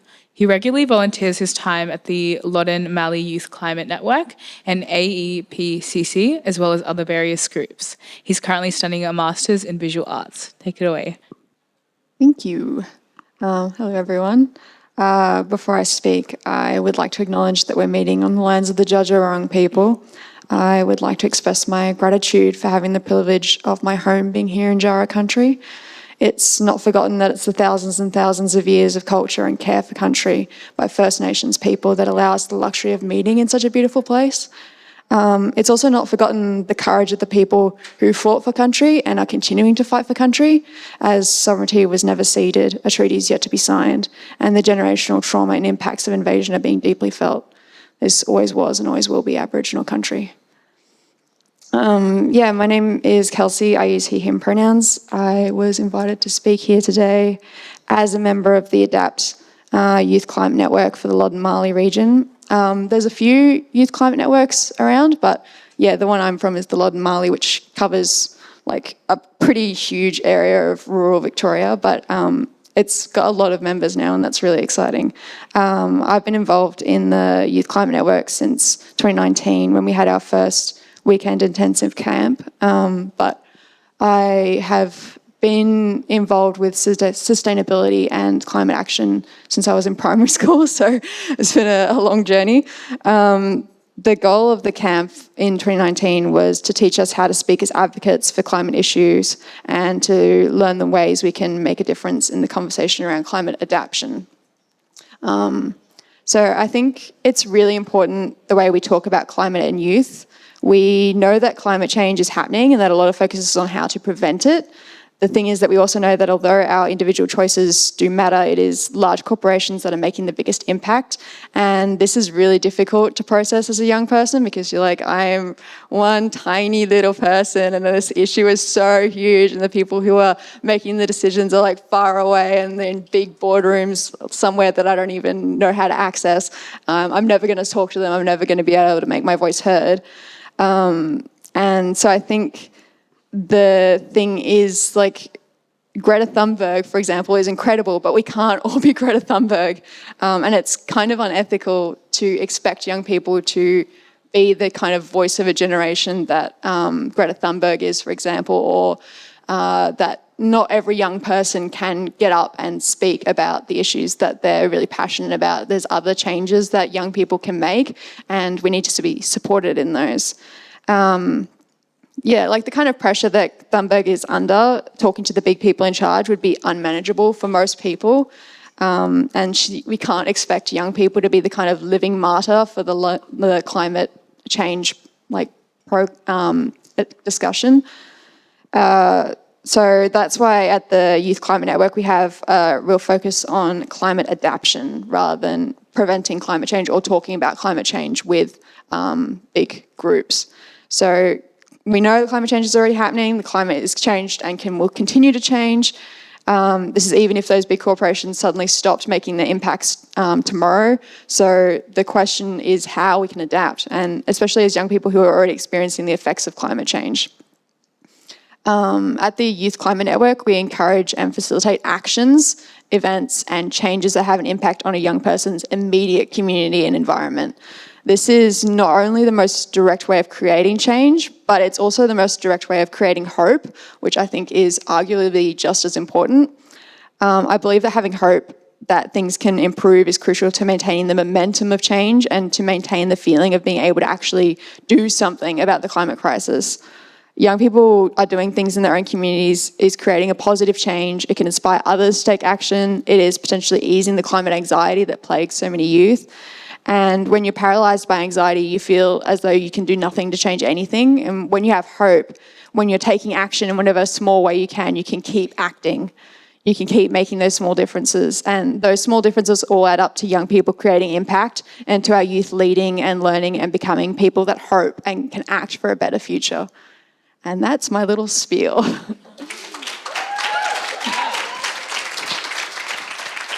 What a beautiful way to end the kind of, everyone's little spiel, as we'll call it. So thank you for sharing your really valuable insights. We're going to move into some questions. There's a couple here, but if we do get through them, we will open it up to the group if you have any questions. So I'm going to start with the first one. If you wanted to grab the other mic as well, just so you both have it, yeah. Might make it easier. So the first question is, in the face of increasing disaster events, what role do you see for youth workers in preparing young people for climate impacts and helping them contribute to their community's resilience? Whoever would like to take it.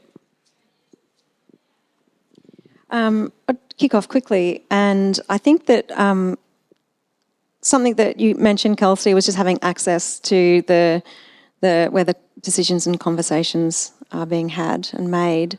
And I think that what we all try to do, and I think that youth workers can play a role in this, is pretty much finding out who's who in the zoo. So who's making decisions, where are they being made, what decisions are being made, what's the process, what's the format, what are the opportunities for you to get involved, where are grants available, or where are there community engagement and connection points that youth can feed into that conversation. So from my perspective, I'm just going to keep it really short at that. It's finding out where we need to be to have the right conversations with the right people who are making decisions, so to not be left out of the conversation. Because being involved and included in the conversation is absolutely essential, because no one else can make decisions on your part, and certainly older people are not the best equipped to make decisions for younger people. So I think that's the most important thing, is that relationship and connection into the conversation. Yeah, I was going to say something similar, where I think the big role of youth workers, I think, is because youth workers have the training and they have the resources that young people don't necessarily have. And young people are like, oh, I really want to get involved in this thing, but I have absolutely no idea where to even begin or how to get into that. And I think when youth workers are like, I'm available, I'm here to talk, and I actually know a lot about this area that you're wanting to get into, or I can find out, I know how to find out. I think that's what the really important role of youth workers is that they maybe not already have the information, but they know how to find out, and young people don't necessarily know how to do that. I think that facilitating access piece is a really important one for youth workers. I kind of had two main thoughts for this question. One was helping youth engage with their elected representatives. So that's kind of one example of how they could get involved in direct climate action. I think that engaging with elected representatives is something we're always told that we should do, and I think it's a thing that's really scary, and I've never done it directly myself on a personal level. And I mentioned that to somebody recently, that, engaging with elected representatives seems scary, and he said, what? But he was like a man in his 40s, and I'm like, well, you are a lot more like the people that you're talking to, so I think it's a lot easier for you.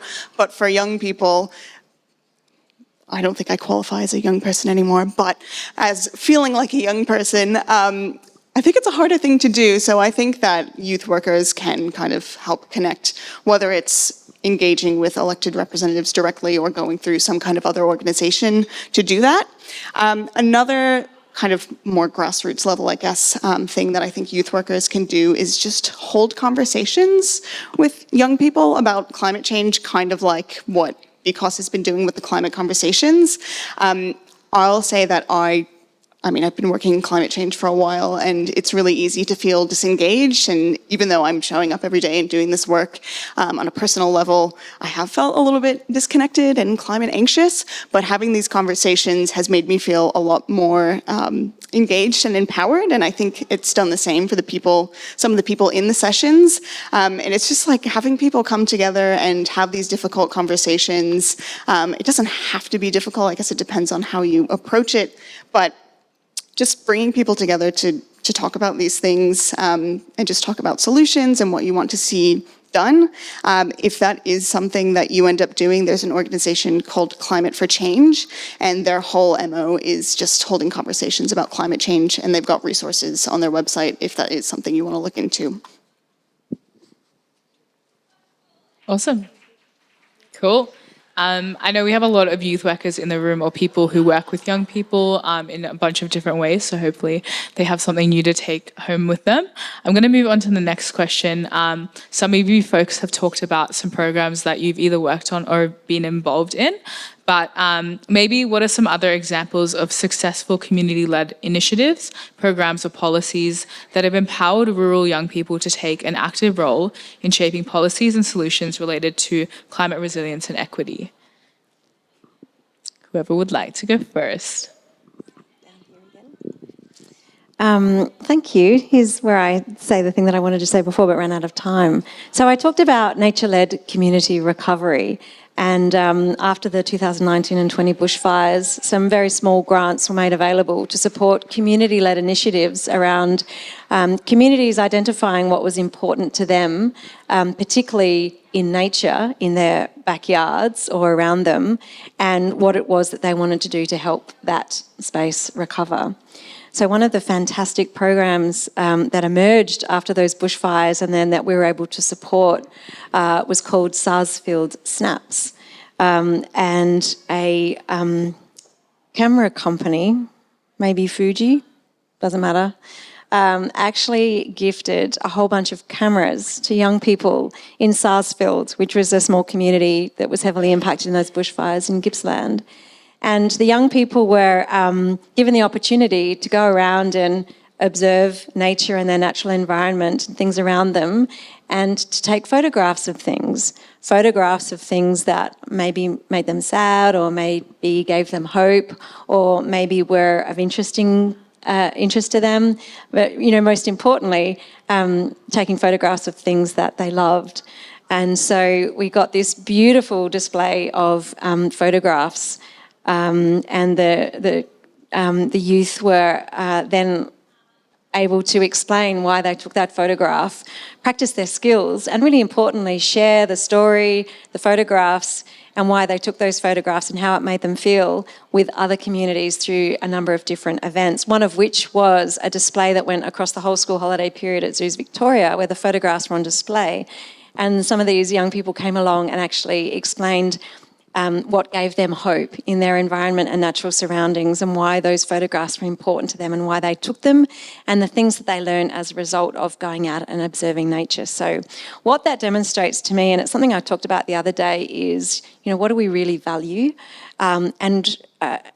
Some people, and Kelsey, you talked about this the other day as well, is actually nobody else can tell you what you value. So it was giving young people an opportunity to express in a different way their version of what is valuable to them. So when decisions are made around climate adaptation mitigation, disaster preparedness, the things that young people value can be considered and understood by a broad range of people through visual representation. So I really love that project. I want to tell another one, really, really little one, which sounds little, but I think it's really big. So there was a bunch of older people that were going to redesign this natural space area, and the younger people were riding their BMXs through the area. And rather than the old people saying, get away from here with your bikes. You're making a mess and it's really dirty. We want to plant some pretty trees that we can look out and admire the view. They actually said, how can we incorporate what you need, which is a dirt bike track down this hill, in with what we're doing? And I've just been up there. This is in Northeast Victoria in Corryong. There is a fabulous integration of what the older people wanted, a nice calm place, with this most brilliant dirt bike downhill track, which I want to give a go one day. So it's actually proactive inclusion of young people's needs and values. Sure. That sounds fantastic. So I can only think of a couple of programs that are in this area around kind of youth leadership and climate change.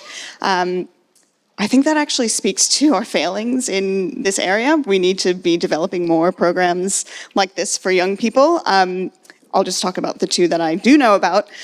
So when we were in Warrnambool doing the climate conversations sessions, the young person who came to our session found out about it through the Green Futures Now program. Yay! Yeah, so she was a participant in that program, which I thought was really awesome. She came to this session by herself, and everyone else in the session was like, I don't know, late 20s plus, and she participated. It was amazing, but that's an environmental leadership program, I believe, based in Warrnambool. Yes, I'm getting nods, thanks.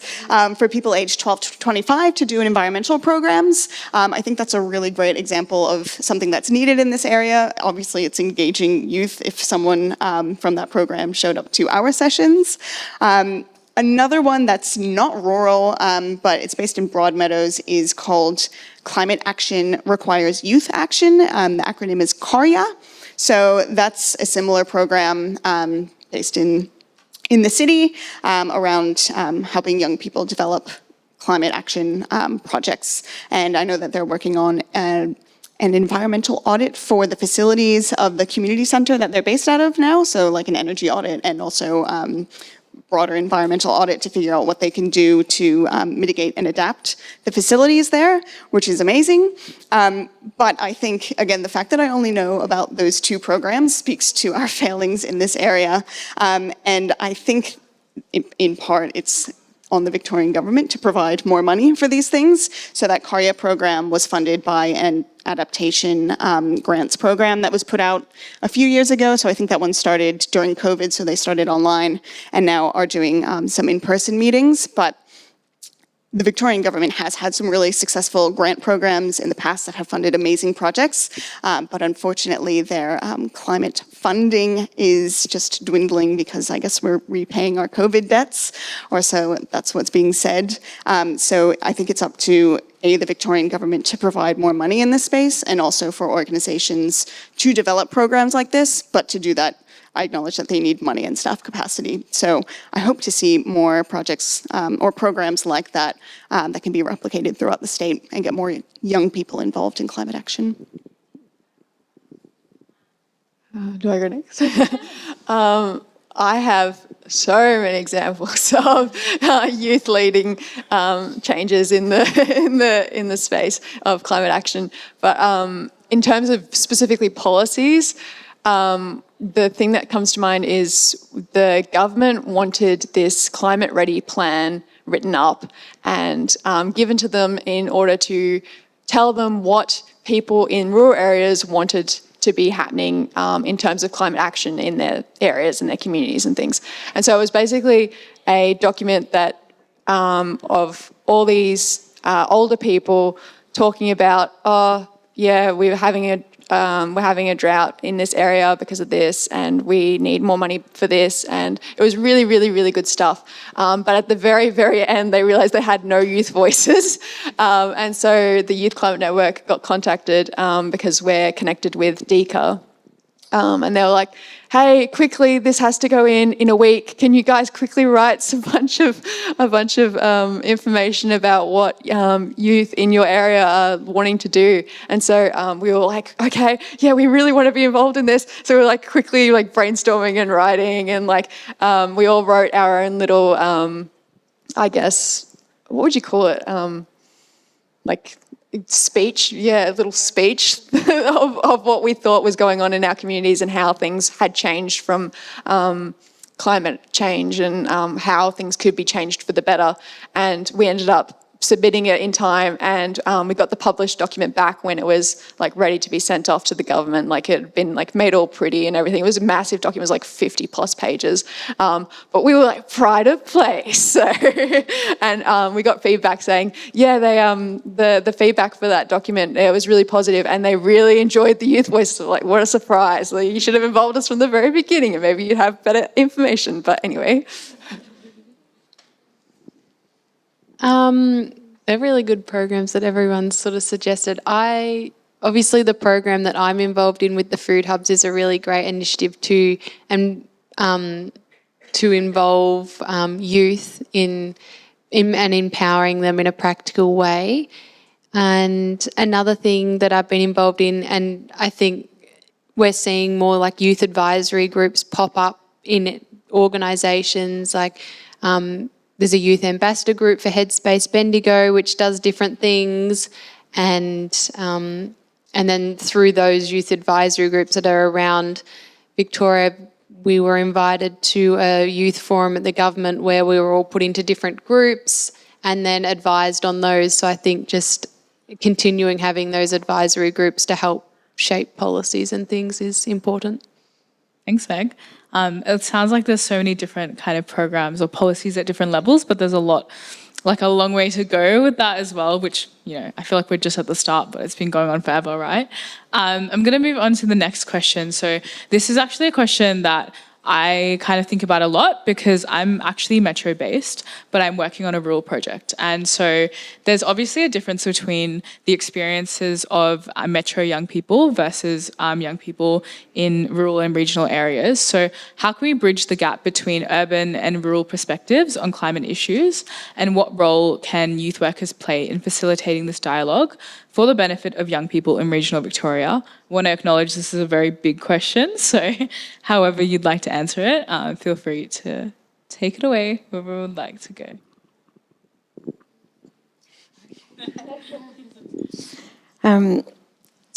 I tend to be sometimes the gloomy, negative person at cocktail parties because I work and live and breathe disasters. And when people say, what do you do?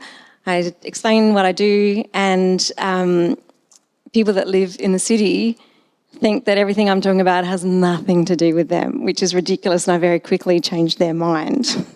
So climate change and disasters is not something that sits squarely within the realms of people that live surrounded by trees or in a regional setting.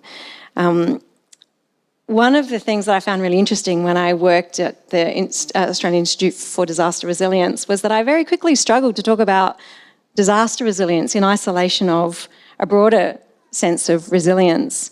And so I think that we need to talk about resilience to things that cause us loss and pain and suffering and trauma, and not necessarily attach them to the hazard or the risk that's occurring.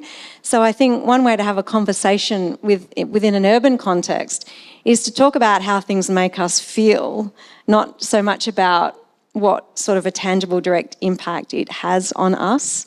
And so I think this is one way to have a conversation with people that aren't surrounded by trees or live near a river, to think, in a positive, hopeful way, shit could happen to you too.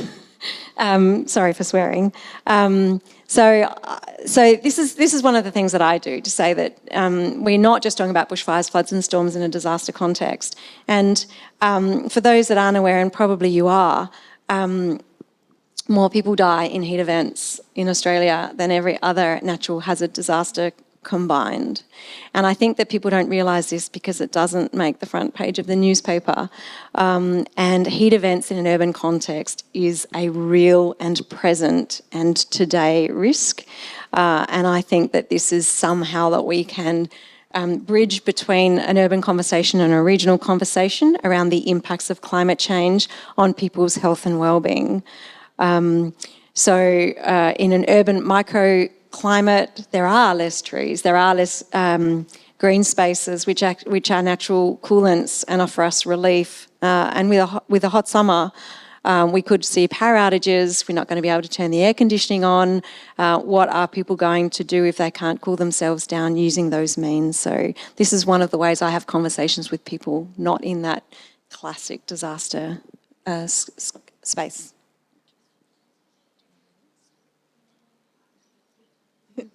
I've got something to say.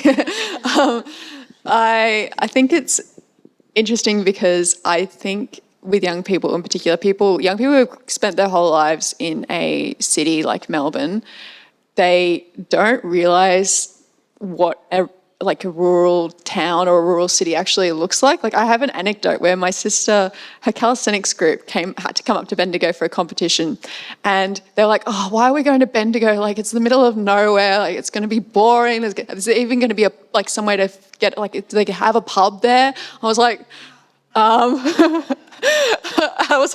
was saying to her, do they know that Bendigo is one of the biggest rural cities in all of Victoria? Like, and they got here and they're like, wow, it's actually way bigger than I thought it was. I was like, what were you thinking? Just because it was rural, it doesn't have people and it doesn't have culture and it doesn't have like an environment that is, and a community that's worthy of like visiting and like engaging with. And so I think it's just, there's a big disconnect because people think that it's like so vastly different, and in some ways it is, and in a lot of ways, like really rural farming towns and things, they are quite a bit different to someone who's living in a city. But like, people are still kind of the same everywhere. Like, people are kind of a universal topic of like, people are worthy of love. They have interests. They have topics that they really engage with. They watch the same TV shows as you watch. Like, it's not like there's like this huge divide between rural people and metro people.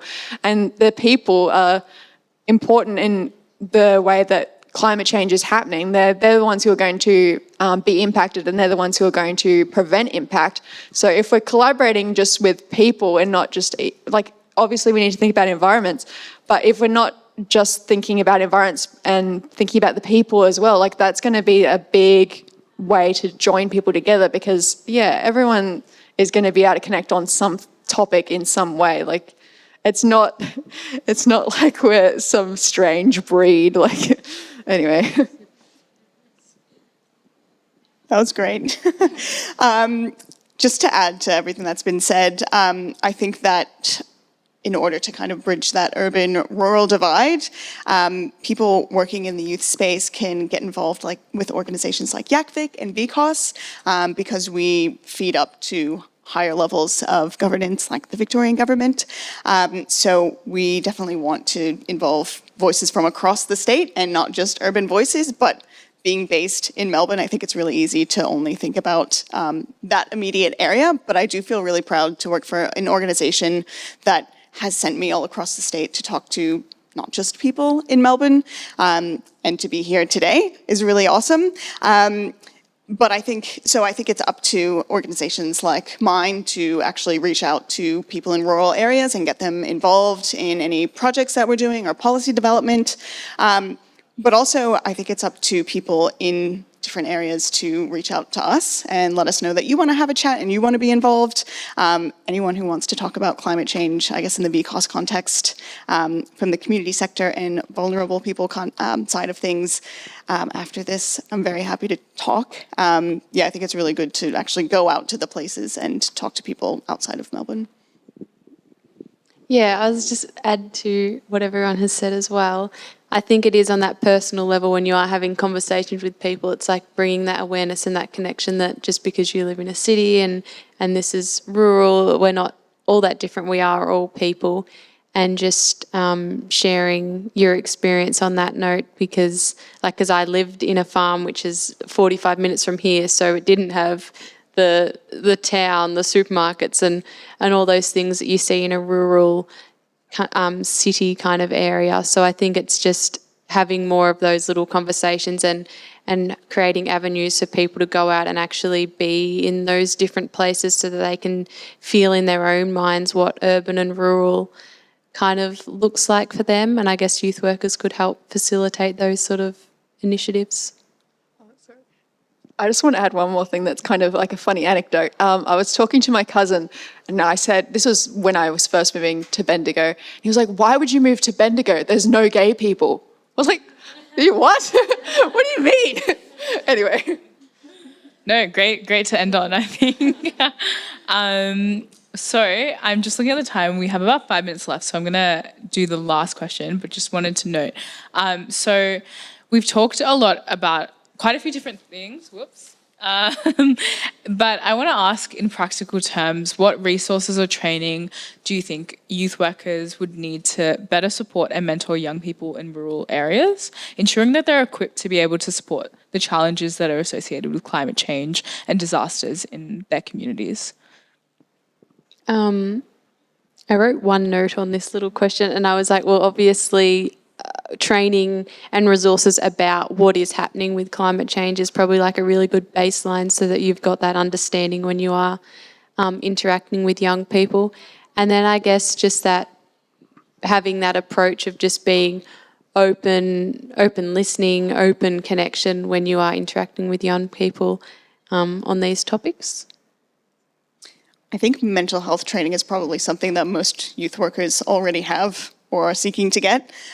So that, of course, but also trauma-informed response training. So climate change and disasters are genuinely traumatic. So knowing how to deal with people who have experienced those types of things is really important, especially as the years build up and the disasters compound, people are going to start experiencing disasters who still haven't recovered from the last one. So knowing how to deal, how to navigate those contexts will be really important. There's some information, more resources, not training, from a range of organizations around climate change and young people and mental health, from Beyond Blue, Phoenix, Australia, Kids Helpline and Headspace are a few that I looked into before this session, but also I mentioned Climate for Change earlier, so that their resources can help you facilitate conversations. And just if you feel like you need a little bit more of a baseline of knowledge around climate change, I don't think anyone needs to be an expert by any means to have conversations in this space, but if you feel like you could use some guidance, I think they do an excellent job of creating resources for people. It's sort of a bit of what I was going to say, but I'll go a little bit further and provide some detail. One of the things I do is volunteer with the Australian Red Cross. We're always looking for volunteers, so please sign up if you're interested. We really desperately would love to have some more young people involved. But one of the things that we do that underpins the work that we do in emergencies is provide what we call psychological first aid, and this is based on that trauma-informed. And once I learnt psychological first aid, I sort of apply it to so many different facets of my life, and I think that everyone should be equipped with these skills. And there are 5 fundamental principles, and that is instilling a sense of safety, promoting connection to place and to people, to instill a sense of calm, to promote self-efficacy, which is essentially establishing a sense of control or agency in an individual, that they have power to influence and control their own lives and outcomes, and finally to instill a sense of hope. So I think these principles, which are based on trauma-informed principles of psychological first aid, psychosocial support, are really important for youth workers to have a sense of this is how they can support people that are potentially experiencing climate anxiety, but also for everybody to be aware that these are some skills. And I apply them to myself sometimes when I feel like I need to calm myself down if I'm getting anxious. So I would certainly say that this is a really useful skill and tool to have. I'm going to say something else that I use in the training that I do for Red Cross volunteers, and that is something that I heard in September 11, which is around how to communicate with people. And I really love this, and I use this a lot as well. 4 things. Tell people what you know, tell people what you don't know, tell people what you can do, and tell people what they can do. And I think that in a time of crisis and anxiety and trauma, that this is really a calming and stilling concept for people to embrace, to understand what's within their power. And the final thing that I would say is youth workers and everybody should join the Australasian Women in Emergencies network. I guess the things I would say, well, first of all, I'm endlessly impressed by youth workers. I think you guys do a ridiculously difficult job. So I'm very impressed by every youth worker I've met or worked with and the work that you put in. But it's just, I guess, like always you guys always have to be flexible. And I know you know that because you already are doing those things, but being flexible and patient and understanding about maybe I want to talk today, but I don't want to talk tomorrow. I don't want to talk today, but I do want to talk tomorrow. And I didn't want to talk, but now I actually do want to talk. And I know it's going to be confusing and I know it's going to be frustrating, but that's a lot of young people who are dealing with mental health issues, and particularly in rural communities, when they feel like they can't take up the time of someone with their problems, probably. Like they don't want to take up someone's time by complaining about problems like, oh yeah, I'm feeling really isolated because it takes me ages to get to school and ages to get back, and so I don't get to hang out with my friends after school, and so I feel really lonely because of that. But I don't want to complain about that because there's other people who have it much worse in my community, or there's other people who they don't want to listen to me complain about that. But I actually do want to talk about it, but I just need to trust you first, and I don't feel quite confident yet. And so I guess, just patience and flexibility with those kind of things, because, young people appreciate youth workers immensely, even when they don't say it. So. Thanks, team. So many great insights, I think, and Kelsey's just, I think, wrapped it up in a beautiful way. I want to honour all of the knowledge from our panel today and all of the keynotes that have come and talked today. And just a huge shout out to everyone. So can we just have a moment?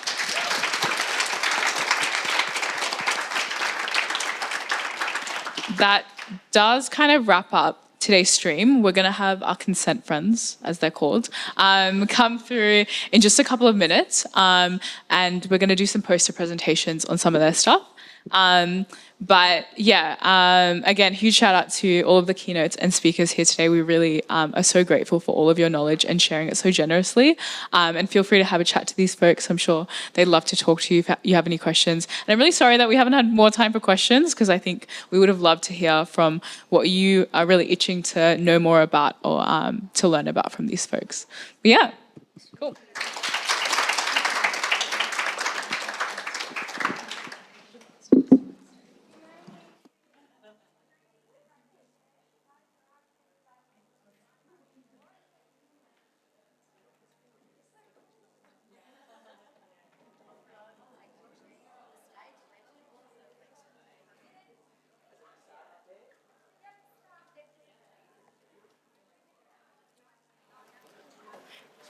Would you like me to introduce you?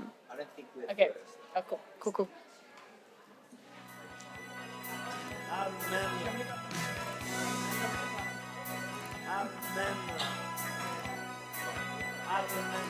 everything.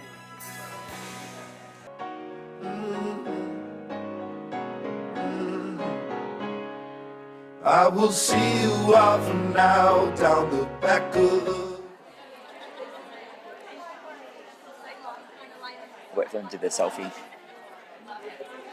Alrighty guys, we're going to get started in a little bit so we can just make our way to our seats. Thank you very much.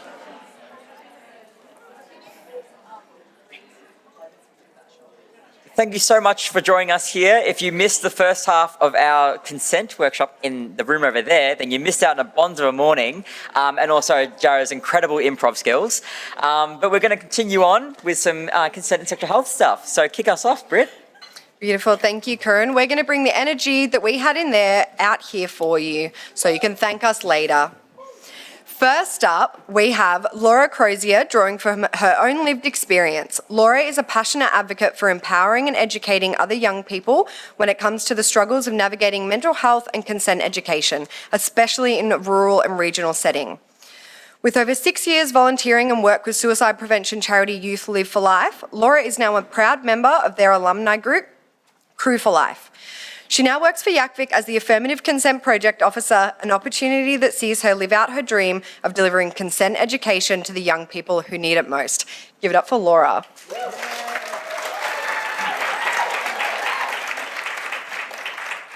Hello, so good to be here.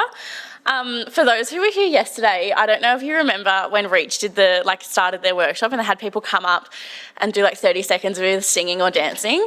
I was so bummed that I couldn't do that because all I wanted to do was get up and do the Hoedown Throwdown by Hannah Montana, and it's been in my head ever since. So I just wanted to share that because that's the energy that I'm feeling right now. So thank you so much. My name is Laura. I use she, her pronouns, and as Britt said, I'm the Affirmative Consent Project Officer at YACVIC. Before I begin, I'd just like to take a moment to acknowledge the traditional owners of the land that we're meeting on today, the Dja Dja Wurrung people, and pay my respects to elders past, present and emerging. It's beautiful lands that we're on today, and I'm so grateful to be here. So today I'm going to be speaking about Yeah Nah, which is one of the affirmative consent projects being discussed today. So it's funded by the Victorian Government under the Supporting Young People to Understand Affirmative Consent grants. So there was actually a question earlier in the consent stream about how we can reach young people that aren't engaged in schools to deliver consent education. And I'm here to say, look no further, because myself and these wonderful panellists are going to answer that for you. So you are welcome. I am so excited to be able to share a little bit more about Yeah Nah with you today, because it is my biggest passion. I just absolutely love it. So I'm sure that everyone in this room knows how important this education is, comprehensive consent and sexual health education. So what I want to talk about today is the approach that we've taken with Yeah Nah, and how things differ for us a little bit in a rural setting. So I want to discuss the challenges that come with living and working in a rural town, but also highlight what can make it so special, which Yeah Nah is. But first up, what is Yeah Nah? Well, I'm so glad you asked. So, Yeah Nah. Meet Will, Jess, Fez, Remedy and Miller. These are our 6 young peer educators. Yeah Nah is an affirmative consent education program that is for young people by young people. And that is where our strength lies. Nothing we do lacks a young person's perspective and input, because we know how important it is for young people to have a say in the issues that matter to them. And young people truly care about consent. They care about knowing how to navigate relationships, about how to say no, about how to say yes, and how to communicate their needs. But they care about hearing how to do all of that from people that they can relate to. So that's why we are so lucky to have our peer educators. They are Yeah Nah. They are what will make others realise that this project is as special as I know it is. So cute. One of those specialties is these are local young people, born and raised in the Mallee, meaning they have a keen understanding and awareness of the challenges that rural young people face. They know that their peers don't feel comfortable going to the doctors to talk about their sexual health because the receptionist is their mum's friend's cousin, and don't trust that their parents won't find out. They don't feel comfortable going to the pharmacy and asking for the morning after pill because they've never once walked into a shop in town and not seen someone that they know. They can't buy condoms from Woolies without being seen by at least one of their classmates who's down the aisle stocking the shelves. We know that the stigma is there when it comes to sexual health. And in small communities like those that make up the Mallee, this stigma has a huge effect on our young people. And consent is a big part of the conversation that isn't being had here, because hearing the same teacher who taught your mum and all of your siblings is really difficult to engage with when you're talking about the intricacies and realities of being a young person in today's society. It's not actually what young people are telling us that they need. What young people are telling us they need is a judgment-free space. It's education that is relevant to them. It's education that's interactive and meaningful and honest. And it needs to be delivered by people who do understand what it's like to be a young person in today's society. So that's exactly how we've structured Yeah Nah. Now, Yeah Nah, why on earth would we choose that name? Valid question, and it's a simple answer. Because everything I've just spoken about. Because we want to appeal to young people by using their language. And Yeah Nah, honestly, is like the epitome of the modern young person's language. Just ask my mum, talk to her. Hey, Laura, want to unload the dishwasher for me? Yeah Nah, sorry Jano, not today. Same goes for young people and consent. We should be using their language. Want to smash? Yeah, nah. Not tonight, champion, but thank you so much for asking so nicely. Really appreciate it. Again, it's all about appealing to our target audience and making sure that every step of the way we are having conversations with young people to make sure that we're hitting the mark. We are so lucky in communities here in the Mallee, because this is a Mallee-based project, that there is quite a few really strong youth groups that we've been lucky to already been involved in and out delivering the Year Nah workshop, which is amazing. However, one really important aspect of this program is reaching those young people who aren't engaged in youth groups, the ones that slip through the cracks and aren't the perfect student. So we're working on different, less typical avenues of reaching young people. Think sporting clubs, TAFEs, scouts. Something else for us to consider also is what challenges do young people face in these communities that we know of already? The challenges that are already a contributor to why young people aren't accessing this education already. One of those biggest challenges is location, physical access.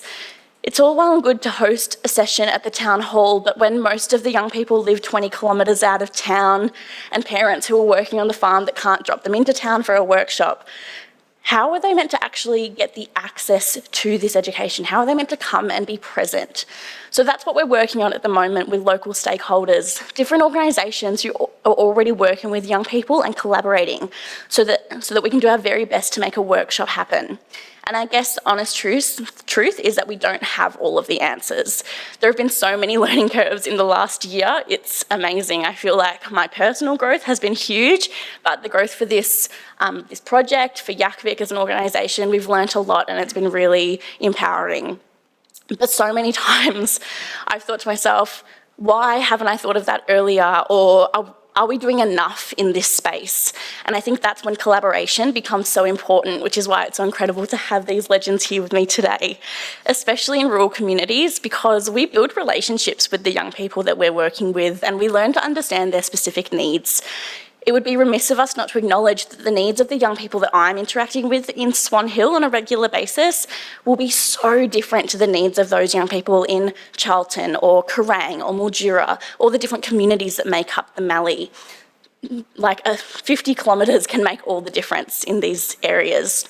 So leaning on the people who know their community best, listening to what they're saying and using the adaptability of the Year Nah workshop, making sure that we are delivering a culturally safe an age-appropriate workshop that can be flexible and adapted to make sure that it is the perfect workshop for that specific community, and listening to the needs of the people that know best in their exact community. So that's a little bit about Year Nah. If you have any questions, please yell out. This is an open space and I could talk about it for literal days because that's just the kind of person I am.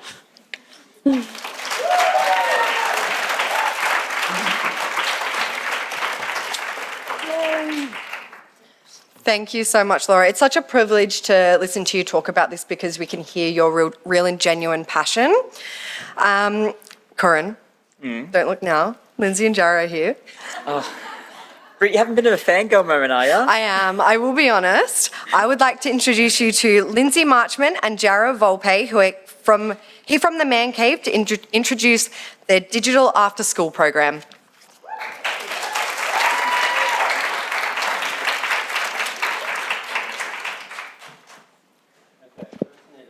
Can we turn the mics on? We like to move. Fantastic. We're trying to make it our job, but we're getting those that know best. I think I got it. Wow. Press the red one. Oh, wow. On the bottom. I don't know what that is. Come on, your turn. We do. I'm here with a learning mindset. I really am. Looks like they want me stationary, Linz. Yeah. Yeah, they don't want me to move too far. Could you try You take this one. Great. Hi. Can we just get a round of applause for getting the mics working? Great work here on the audio. Fantastic job. I think it's on. Yeah, it's working. It's awesome. I just like this one better. No, but in all honesty, it is such a privilege to be here. And I just want to start with a shout out to all the speakers, the presenters and the facilitators who have been just teaching us so much already. And yeah, truly, I have earned an understanding of why you do what you do and what has brought you into the room today. Yeah, just so you know which dude is talking to you, my name is Jara Volpe, and I'm a senior facilitator and content coordinator at the Man Cave. And I'm here with... Lindsay Marchman. You can call me Linz. I'm also a senior facilitator at the Man Cave. and project coordinator on this little project that we did. I'm so glad. Big project. I'm so glad you did that. That was awesome. I know, I practiced that one. I don't know if it In the landed, mirror, but it was hey. great. No, awesome. I'm loving it. Yes, and. But we're from the Man Cave. And if you don't know anything about us or would like to know more, we are a preventative mental health organisation that equips the next generation with tools to better their mental health, deepen their relationships, and empower them to become great men that give back to their communities. And we're so excited. We've been really excited to present this project that has so much levity, creativity, but also the gravity of this affirmative consent conversation threaded throughout it. But before we go anywhere, I want to acknowledge the traditional custodians of this land that we met on today. And the way that I want to acknowledge that is I want to acknowledge that there was no consent given when these lands were stolen. That's something to reflect on and direct to our relations as we continue to lead ourselves towards understanding what reconciliation looks like. And while I'm still in the space of acknowledgement, I want to acknowledge all the organisations in this room and beyond that have paved the way for an organisation like the Man Cave to be here today. We wouldn't be here without you, and we understand the privilege we have in being here and the reality that Lindsay and I, we represent a demographic that is overrepresented in the statistics that we've heard all throughout today. And we don't just represent that. The boys we work with that turn into those men that are in those statistics as well. And so that's why we're in the room. And just lastly, while we're in a place of deep acknowledgement, I want to acknowledge all the victims and survivors. I want to acknowledge those who have been brave enough to share their story, and also acknowledge those that didn't feel safe enough to. And that we wouldn't be here affecting change, and legislation definitely would have changed if it wasn't for those brave ones as well. So I think that deserves a round of applause for those heroes in the room.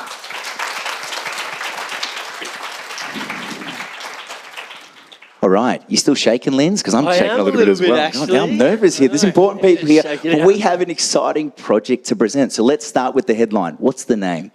Click, click. There it is. No, we're not doing it together? No, we didn't rehearse that Okay, together. all right, Do you want to do it again? Do you want to bring it a slide back? No, it's okay. No, We're here it's now. all right. So yes, our name of our project is called Is This Okay? A phrase that is indicative of the curious conversations we want to empower teams to be having in those intimate relationships and beyond. And we feel like it's also indicative of the ongoing nature of the new affirmative consent legislation and laws. But fortunately, and a bit of the conversation that's happened today is we're an org that really strives for collaboration over competition. So we teamed up with some amazing other orgs that work in a youth-driven and social change space, and those being AIM, an Indigenous mentoring organisation connecting people all across the world. Minus 18, Australia's leading LGBTI youth-focused organisation, and Elephant Ed, who go into schools, they're specialists in talking to young people about sex ed and consent. Yeah.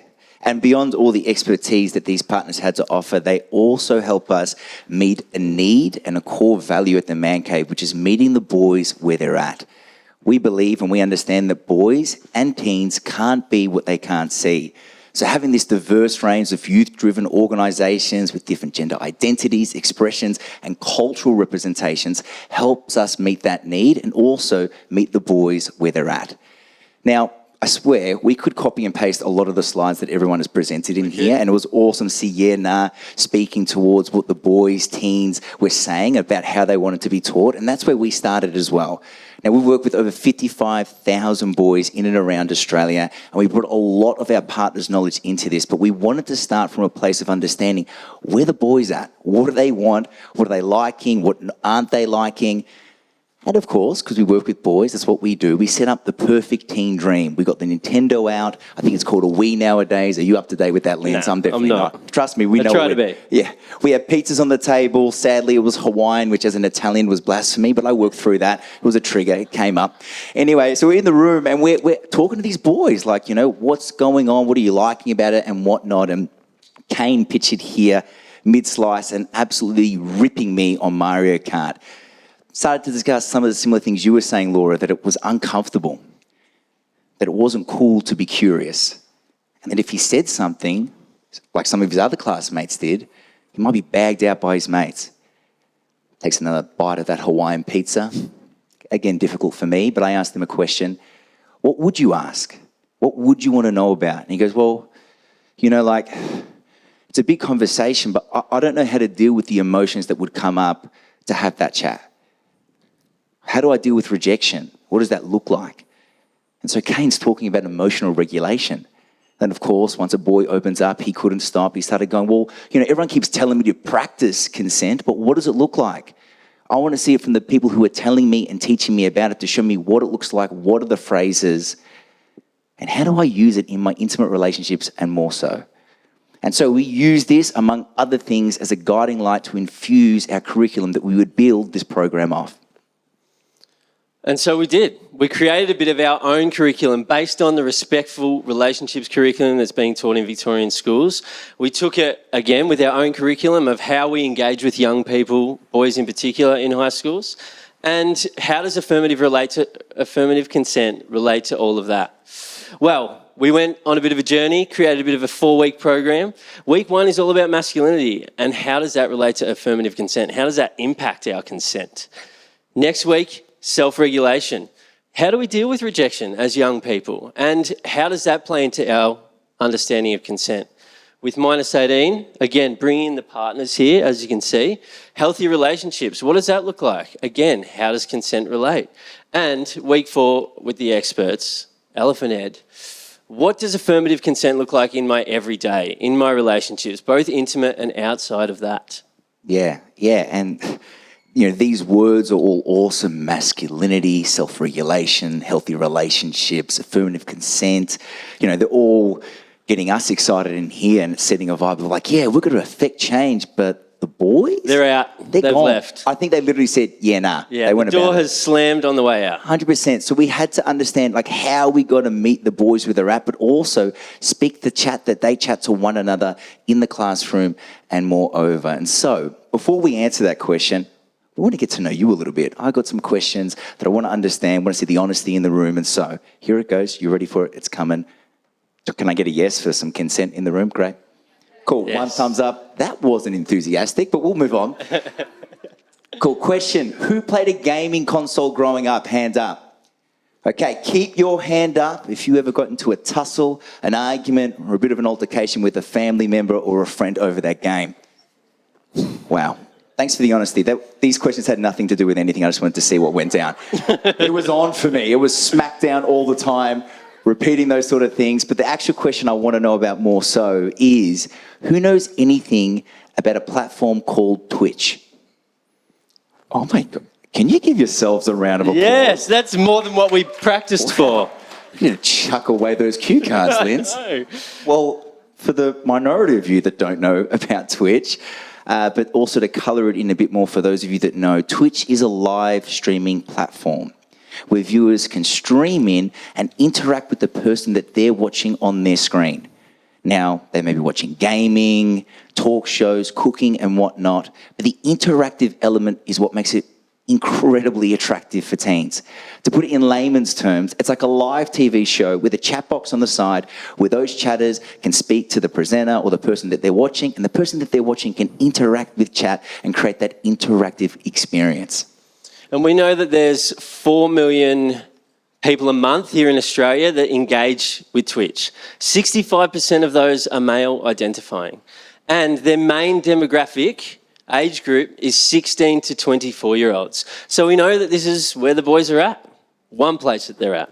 Yeah, 100%. And we understood that when we were in COVID and lockdown, like many of you would as well, that we couldn't meet the boys with our face-to-face workshops. And so we created a channel 2.5 years ago to kick back, relax, play those games and whatnot, but also create an environment we could dish out the tools that we do at schools all around Victoria and beyond. And so it was a no-brainer. This was the perfect spot to roll out this important consent education whilst meeting boys as well that aren't in the education system.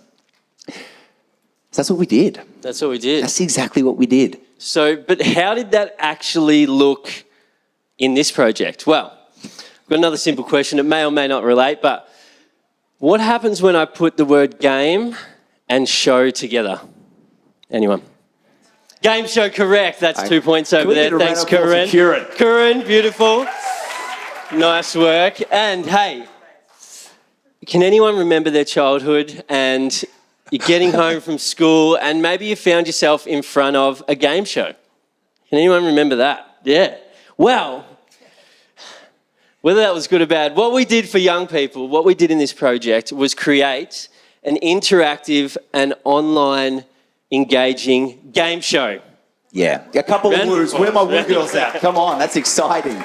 That is exciting. And so, yeah, similar to the teen dream environment that we created with Kane and his peers when we were doing that market research, this was a spot where we compete, play games, have fun, enroll the boys with role models that they see themselves in, whilst threading through the affirmative consent curriculum that we had created over a 4-week period.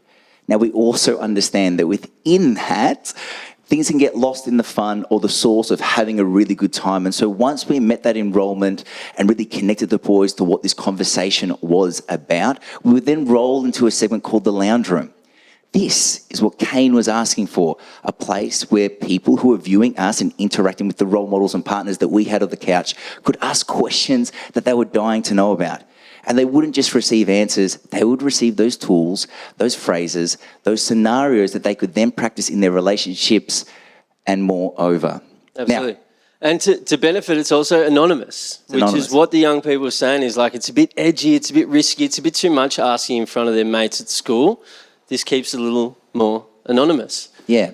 Now, we have said a lot of things here, Linz. We've said Twitch, we've spoken about game show, interaction online. Look, there is a lot of information to take in. And what we're glad to let you know is that we actually just finished our final game show last night. Thanks, Laura. Thank you so much. We have one fan and she's on the couch with us. That's great. Thank you, Laura. But what I'm saying is that we're not here just to tell you about it. We can actually show you exactly what it looked like and what went down on this interactive game show on The Cave on Twitch. Play the tape.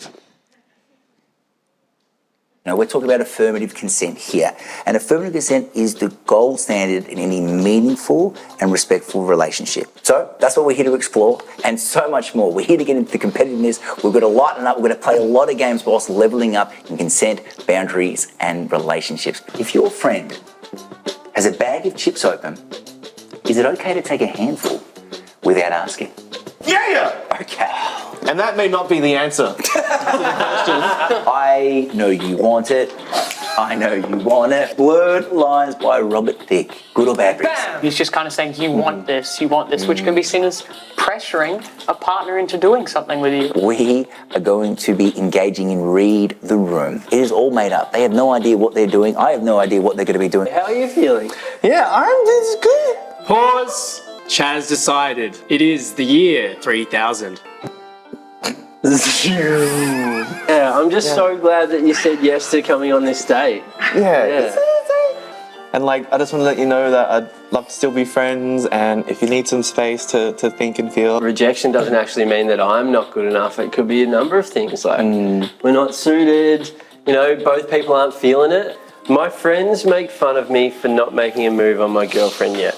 Don't let the relationship be influenced by people that aren't in the relationship. Let it be a conversation between you and your partner, or maybe someone that's a bit more qualified beside your best mate who's just saying, haha, you haven't kissed a girl yet.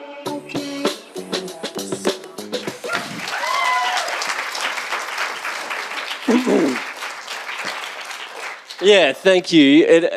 It's actually taken a lot of work to come to this spot of like creating a game show / lounge room set and all the rest that comes with that. And it's a pretty big moment for us at the end of yesterday to put the tools down and say, hey, we've actually done this, and really hope that it lands with young people. The boy that was there sharing that is a young person that's connected with our org. He's 16. He's way more articulate than I am, but it's just been a beautiful experience. But how did it really land? We're yet to kind of dive into the stats of what's come out of it, but we've captured a few comments from the chat. Someone like Bo who's been following us for a long time. Bo checking out, this stream has made my week. I love this TYSM, if anyone doesn't know what that is. Thank you so much. I only recently worked that out. Skackerjacks, checking out this stream was a blast. So many new emotions. The performance was an 11 out of 10. Will all of you have shown courage and respect? So, Skackerjacks checking out.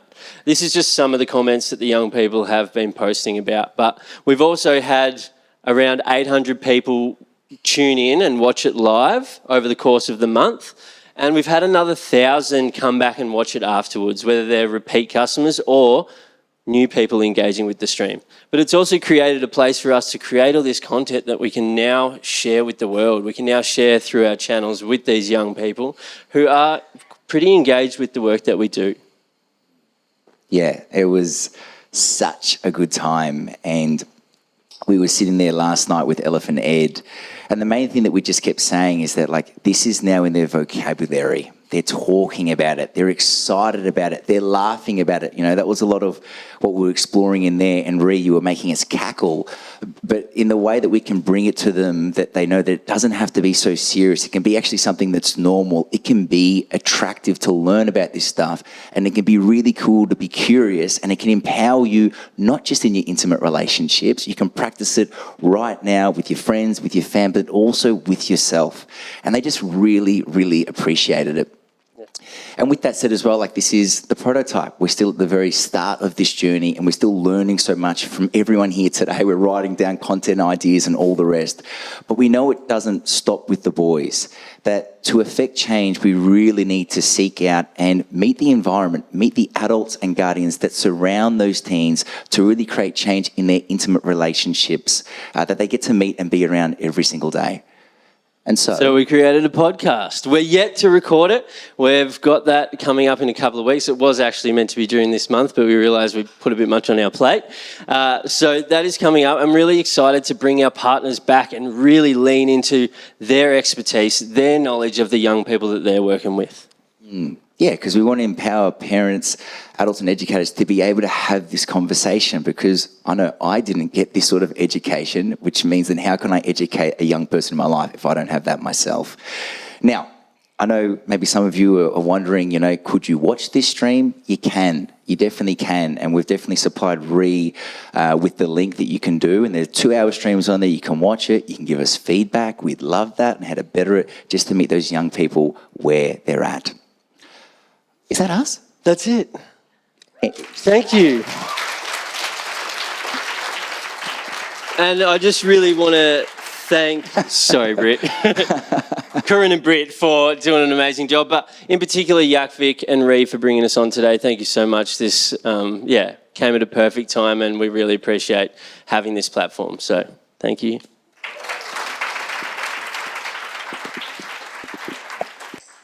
Thank you so much, Lynn and Jara. It's so important to have a fun and accessible way for young men to learn about affirmative consent, and it's so exciting to learn about it. Yeah, how are we all feeling, by the way? Halfway through. Tired-ish, but also fun is what I got from that. Cool. Yeah. Well, we are halfway through, so not long to go yet, but I am excited for our next guest, because rumour has it they are a fellow Belafornian. Suck it, Bendigo. I mean that affectionately. Tamika Lakey uses she, her pronouns, and she's a health promotion officer from Ballarat Community Health. Woohoo! Tamika has been working at BCH for almost 10 years, and her qualifications include a Bachelor of Health Sciences from La Trobe University and postgraduate in sexual health from the University of Melbourne. Her role consists of promoting and coordinating health and wellbeing programs in schools, with a focus on co-designing with young people to improve youth health and wellbeing opportunities at a local level. She is the most passionate when having open, honest and safe conversations with young people about all things sexual health and consent. No topics are off the table for discussion. So it should be a really interesting session. Please welcome Tamika.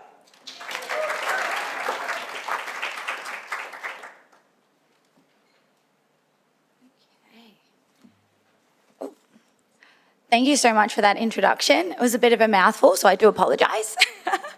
But yeah, so my name is Tamika. I use she, her pronouns, and yes, I am from Ballarat Community Health.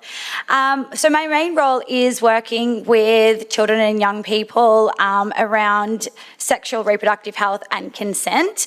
I'm so excited to be here today and been given this opportunity to deliver my program, but then also to just hear all the passion and excitement from like-minded organisations and other people working in that consent space, because can feel like we're working in silos a little bit, and especially in the sexual health and consent space, it's always been feeling like, okay, we've always been trying to add it to the agenda and, you know, get it on people's minds and making people a bit more confident in talking about these kinds of things.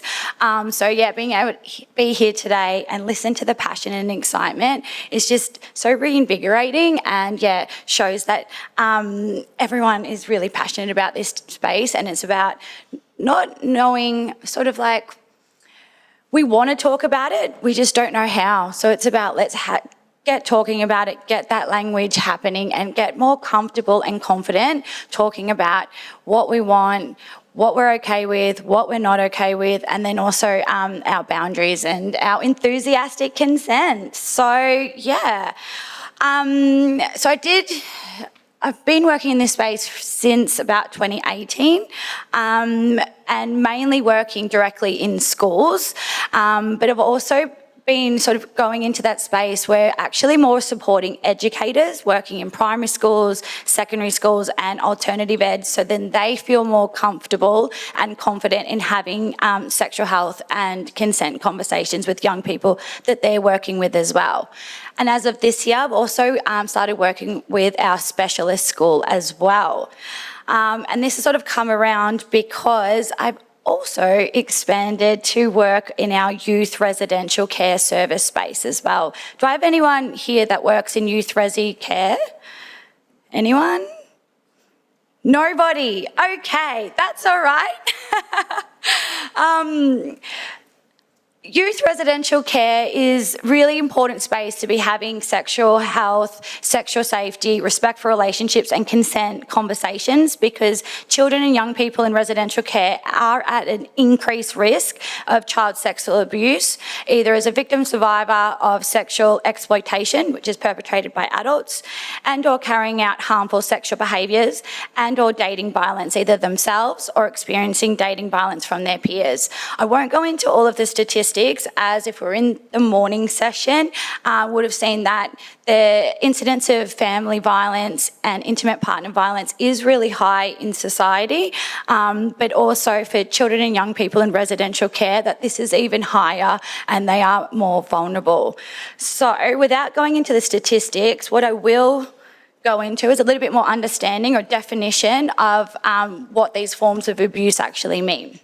So child sexual exploitation is adult perpetrated sexual abuse that involves a child receiving goods, drugs and alcohol, money, or attention and love in exchange for a sexual activity. Often the exploitation, it's gone too far, involves a period of grooming, and the young person can think that they are in a romantic relationship with the perpetrator. Harmful sexual behaviour is carried out by a child or young person that is developmentally inappropriate and abusive towards themselves or others. And then the third one is dating violence, which is intimate partner violence. It keeps wanting to change, which refers to any behaviour within an intimate relationship that causes physical, psychological or sexual harm to those in the relationship. We call it dating violence in our program with young people, as the people in this relationship often don't live together. So we refer to it as being dating violence instead. So MacKillop Family Services, in partnership with Melbourne University, recently designed, piloted and evaluated a 3-tiered primary, secondary and tertiary intervention program. So this is Power to Kids. And so this program is what I'll be presenting on today.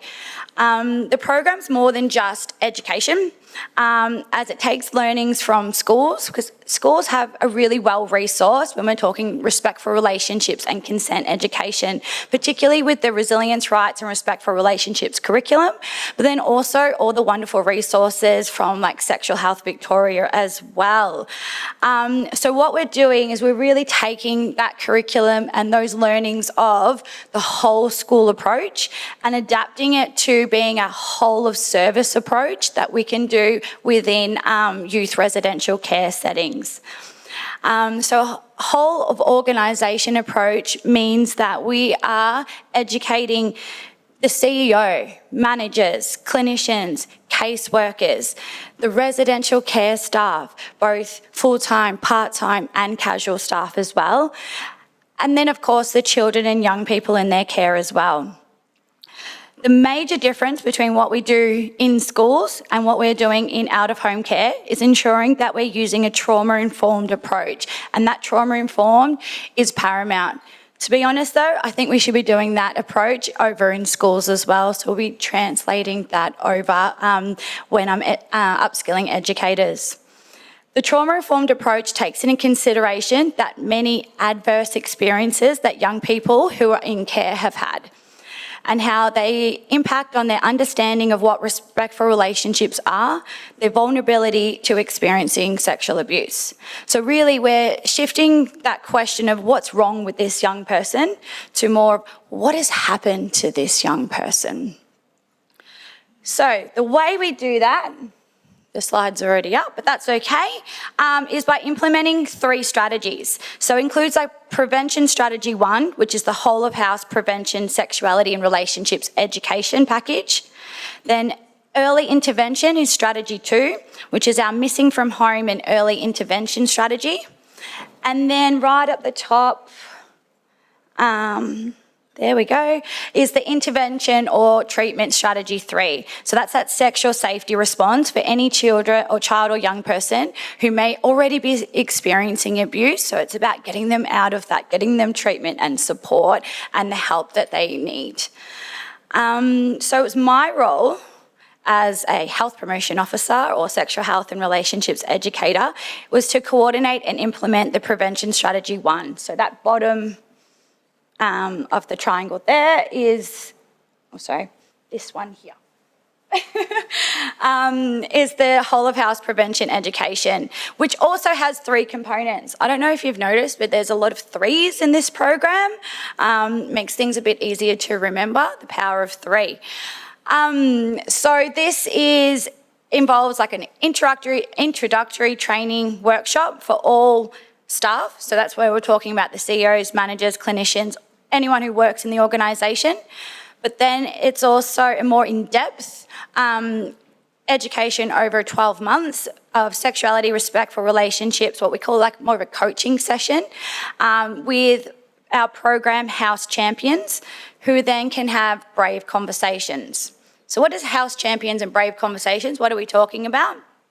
House Champions are the key residential care staff who want to become champions of the Power to Kids program. So instead of, being the managers or the team leaders or the supervisors, it's actually anyone who really cares or wants to learn more about consent or wants to learn more about sexual health. The ones that are really passionate, they're the ones that we want in the program to upskill to then share their passion with the other staff. There's nothing worse than trying to educate adults in particular who don't feel that this is important or don't really being forced to learn this when they don't want to. Kind of a little bit contradictory, forcing someone to learn about consent when... Anyway, so we want people who are passionate. In the first pilot that we did, I think we had 53 residential care staff going through Power to Kids, and out of that we had 26 self-nominate to be a house champion. So that was really exciting. And these house champions, they're really important for that sustainability of the program as well, because after that 12 months, it means that I can take that step back and the program is self-sustained. So the house champions are required to participate in monthly coaching sessions delivered by me to upskill their own knowledge around relationships, sexuality, sexual reproductive health, sexual safety, but actually it's really more about building their confidence, showing that, not that it's easy, but the fact that they know this stuff and it is okay to ask these questions. A lot of the time, people are worried about, oh, what if I trigger this child or young person? I don't want to be triggering. And we're actually, no, it's about, if we know this young person, we'll have a safety plan in place for them, that if a conversation or something is triggering to them that we know to stop, we can pull out, but give them the support that it's okay, and hey, we're actually going to continue this conversation later on, or I'm going to follow up later on just to check in, make sure you're okay. Because by not having these conversations means that we are creating more taboo, more stigma, more shame, that we can't talk about these kind of things, and that then we're allowing for this child or young person to be more vulnerable, because if they're going online, they're not able to be able to see any red flags or critically analyse either whether they're watching porn or any red flags of someone who might actually be trying to groom them. So it's that personal safety thing.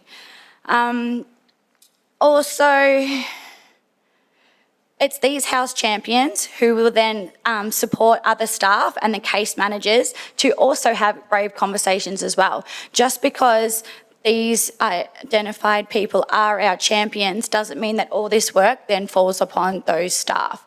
It's everybody's responsibility. And also, if a child or young person has a really good relationship with a particular worker, they might feel more comfortable talking to that worker.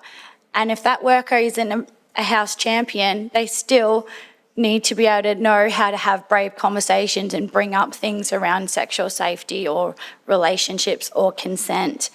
It also just helps model positive role models within the house as well.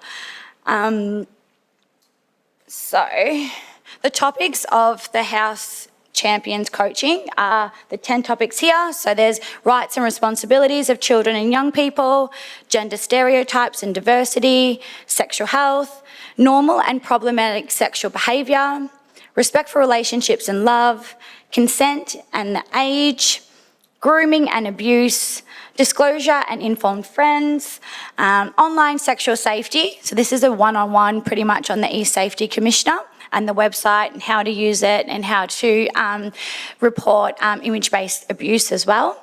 And then the last one's pornography. However, we don't actually wait till the end to talk pornography. It's actually all intertwined in the other 9 topics as well. So I was just going to skip that slide because we don't need that one.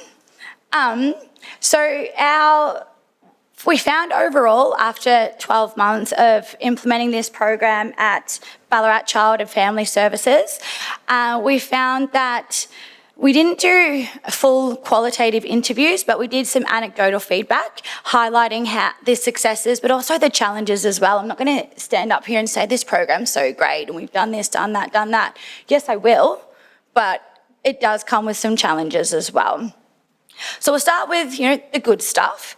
So having resources for younger children and specific for young people with intellectual disabilities was really paramount. What we found at Ballarat CAFS, we had a few houses that actually had quite a young demographic. So I'm talking like 8, 9, 10, 11-year-olds. Whereas the pilot program through McKillop was more older, so 14, 15, 16, 17. So ended up getting in touch with Sexual Health Victoria and getting access to their disability and specialist curriculum and resources. We found that actually this resource was better than the school-educated ones because there's more pictures. It went into it described things in a much more simplified way. So we ended up using that resource moving forward for all young people. And I do that too for our, year 8s and 9s in schools as well. As staff are becoming more confident in initiating or starting the brave conversations, they also found there was less need to actually use these resources and activities. So the resources are just there to help get the conversation started.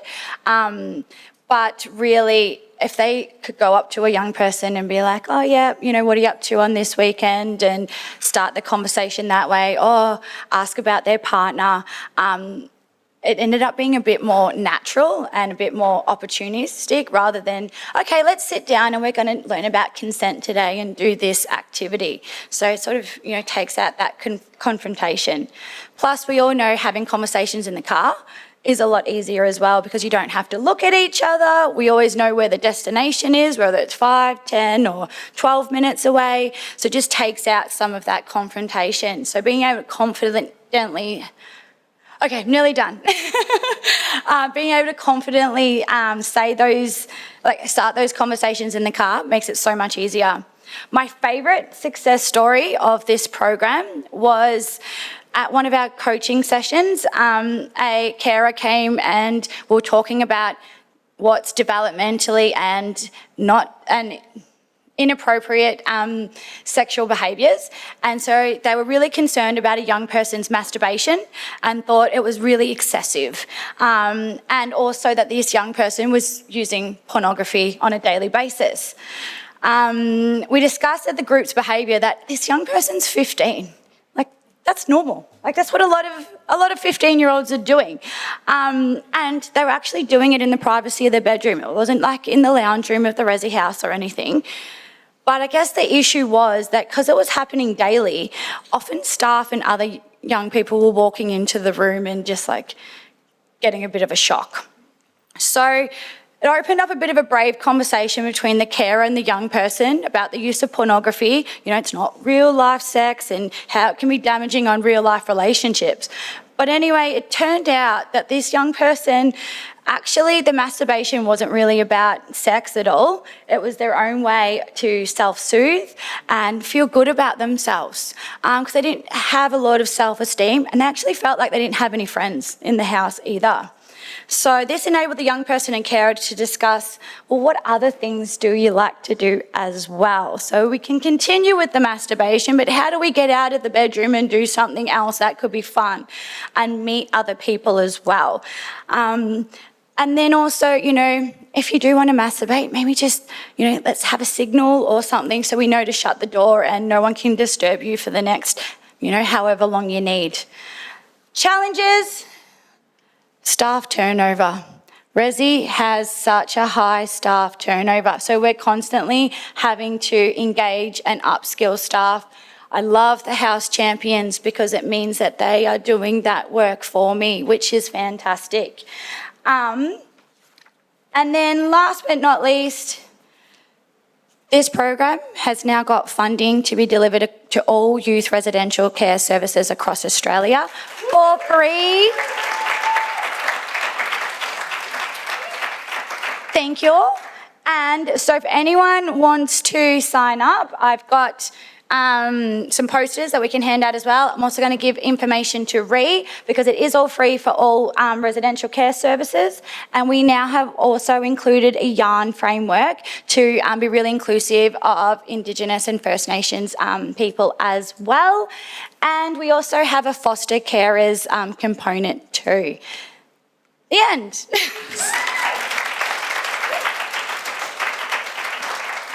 Thank you so much, Tamika. Again, fellow Californian, let's go. And so great that a program that has started in Ballarat. I know that no one put your hands up, but for anyone that has worked in or has lived through resi and out-of-home care, it really is so important to give those young people their opportunities. There are such incredible, brave minds there who really do have the expertise, and to tap into that is such an amazing thing. So definitely link up, and if you know some resi cares, pop it in, because it'd be 100% so valuable. Thank you, Kieran. We have one more presentation, then we will get to all of your wonderful questions. I would like to introduce Rhiannon, who uses they, them pronouns. Rhiannon is the Affirmative Consent Project Coordinator from the Centre Against Sexual Assault, Central Victoria. Rhiannon has a breadth of experience supporting young activists in the climate justice movement, working with communities across the continent on social justice campaigns, and using their lived experience as a mental health peer support worker. They use their experience to advocate for the inclusion of lived experience, intersectionality and collective action in all of the projects they are a part of. Give it up for Rhiannon.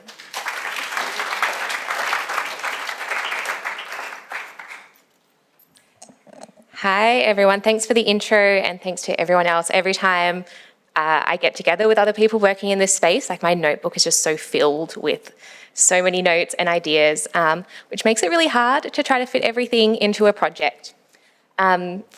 Yes, like I was introduced, I'm the project coordinator of an affirmative consent project called Young People as Agents of Change. You can see on the image here some of our co-designers. You'll be hearing from one of them shortly. And thanks to everyone who's acknowledged the lands that we're on today. I would also like to acknowledge that we're on Jara country today, and our project works across also the land of the Taungurung and Wurundjeri Wurrung people, and that sexual violence experienced by First Nations people is often at the hands of cisgendered white men, and it's an extension of colonisation. And I'm so grateful to have worked with wonderful activists in this space who continue to advocate not only for changes in law, but changes for really transformative healing processes outside of the legal system, knowing that it doesn't work for everybody and people don't always pursue it for a range of reasons. So today I'm mostly going to focus on some learnings from this project so that if you're doing something similar, you don't have to go through the same things as I did. Hopefully I can figure out how to work this thing. Ooh, maybe not. There we go.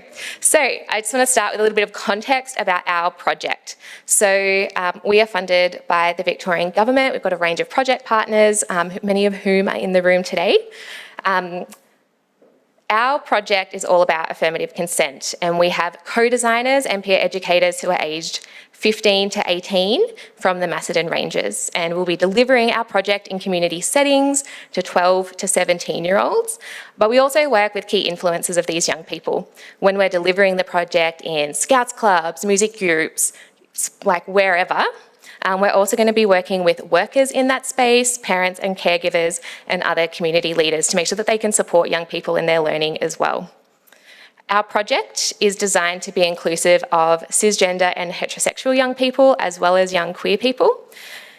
We know that sexual violence most impacts young women and LGBTQIA+ young people, not only those communities, but overwhelmingly these people are the subject of sexual violence. We also know that research shows us that young people, especially young queer people, feel excluded from education and workplace settings, which makes it really hard to reach them in projects like this, especially when we're relying on schools.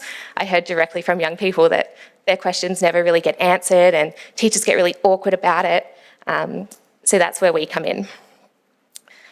We also bring a sexual violence primary prevention lens to this work. The reason that we do it is because we want to bring an end to sexual violence all across the continent, and that is really what drives us in this work. Part of our project will also be the creation of a replicable co-design and peer educator model. So this will then be able to be picked up by any organisation working in any space and adapted to your local needs, but we'll basically have a guidebook. So watch this space next year. What we learned through recruiting our young co-designers is a lot of research had been done by some of our project partners, Macedon Ranges Shire Council, wherever you are, and also Sunbury Cobor Community Health, that showed a lot of young people in the Macedon Ranges had really hard times getting around the area. Being young people, most of our co-designers didn't have a licence, there's limited public transport options, and so we overcame this in our initial stage of the project by offering rides where we could, dropping people off, picking them up from train stations. Our area is a lot smaller than somewhere like the Mallee, and we're really lucky to be able to do that. We're also going to be delivering an online version of this training to help with that as well. Lots of young people in the area have limited employment options as well, so we really wanted to give material benefits to the young people involved in our project. We offered payments, we're teaching employable skills, and we're offering references for young people. Lots of young people, especially queer young people, also have very low trust rates in a lot of community health organisations. They often have quite harmful experiences where their identity isn't recognised, and I know for me that has been a really even as an adult, it's hard to navigate. So we really focused on building trust with our young queer people in the community. We worked with existing queer programs, we went into schools, and as many of you know, when working with marginalised groups, it's great to have someone who's part of that community to just show that it's legitimate and trustworthy. We were really proud. I actually didn't expect this, but of our 14 co-designers, 11 of them were gender diverse, which was really huge and very exciting. In our recruitment process, we also screened our young co-designers and made sure we had referral processes available. With the rates of sexual violence experienced by young people, we wanted easy access to mental health support, whether that was through us, CASA CV, or we also have been offering the use of CASA's EAP program as well, which gives 3 long-term 3 sessions for young people, which is awesome.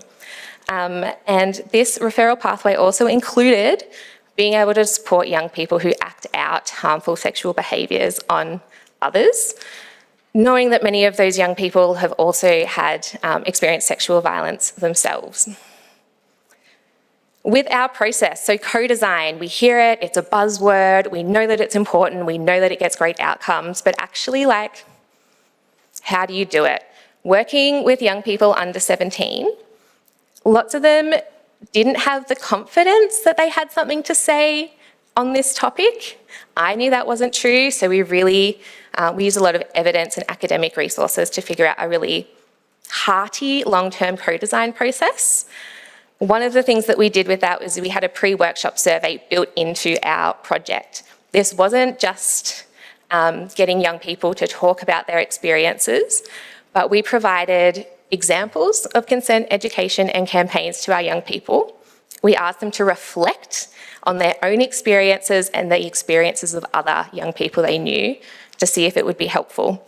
This really built up their confidence. Our stats from our co-design process says over 90% felt like it was a really helpful tool to build their confidence, which was great and just really helped our process get really solid outcomes. We also felt it was really important to analyse our co-design outcomes, not just for the explicit messages, but also for implicit meaning in what was said. For example, we didn't just ask people what consent was, we really took a step back and looked at what they were saying. So lots of young people said, we need to know the words that we can use, how to ask, how to give consent. But when we actually talked about that, the young people had that information. They implicitly knew how to ask for consent and what to say. So while we're including that in our workshop, we are actually also really focusing on the influences of consent and what makes it hard and what does make it complicated.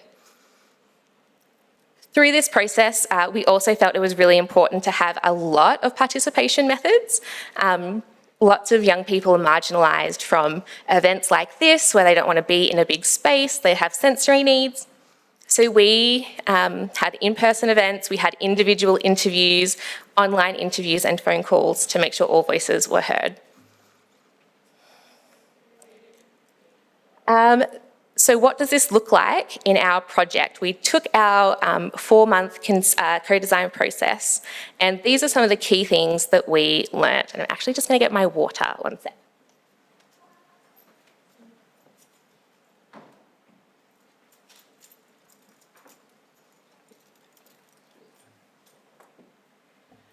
So in this space, it's really important to talk about the law, but I've got a quote up here from one of our young people.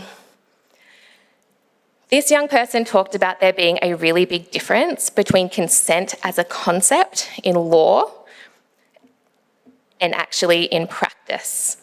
They said it was a lot more complicated.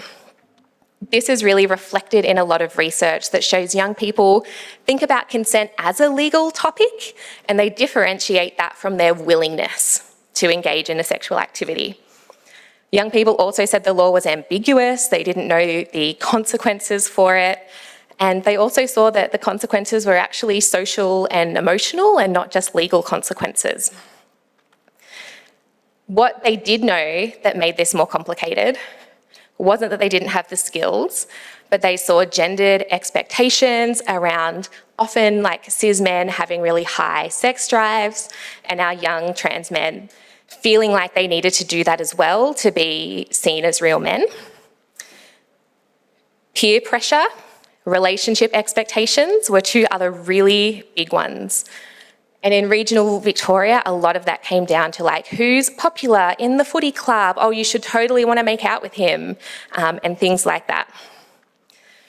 Many young people also spoke from a position of like objectification and disempowerment rather than empowerment. A big theme that comes through, which you might notice in your conversations with young people, is that it's always about who is, or often, especially with young gender diverse femmes or young women as well, is that they are the ones being asked for their consent, never the ones asking.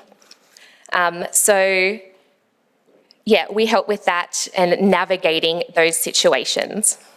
They also spoke a lot about inclusion, and this wasn't just about inclusion for them, but even our cis and hetero young people needed to see inclusion to feel like the program was legitimate, which is awesome.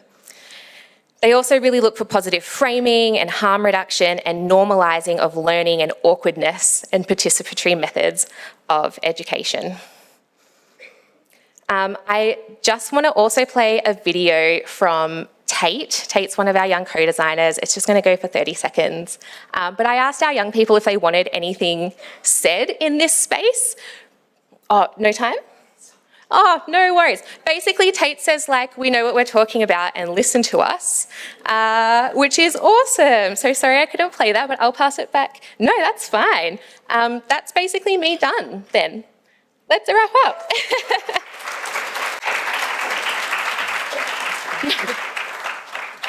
Thank you. I know it's pretty hard to close off such an amazing panel of people. You did it absolutely brilliantly.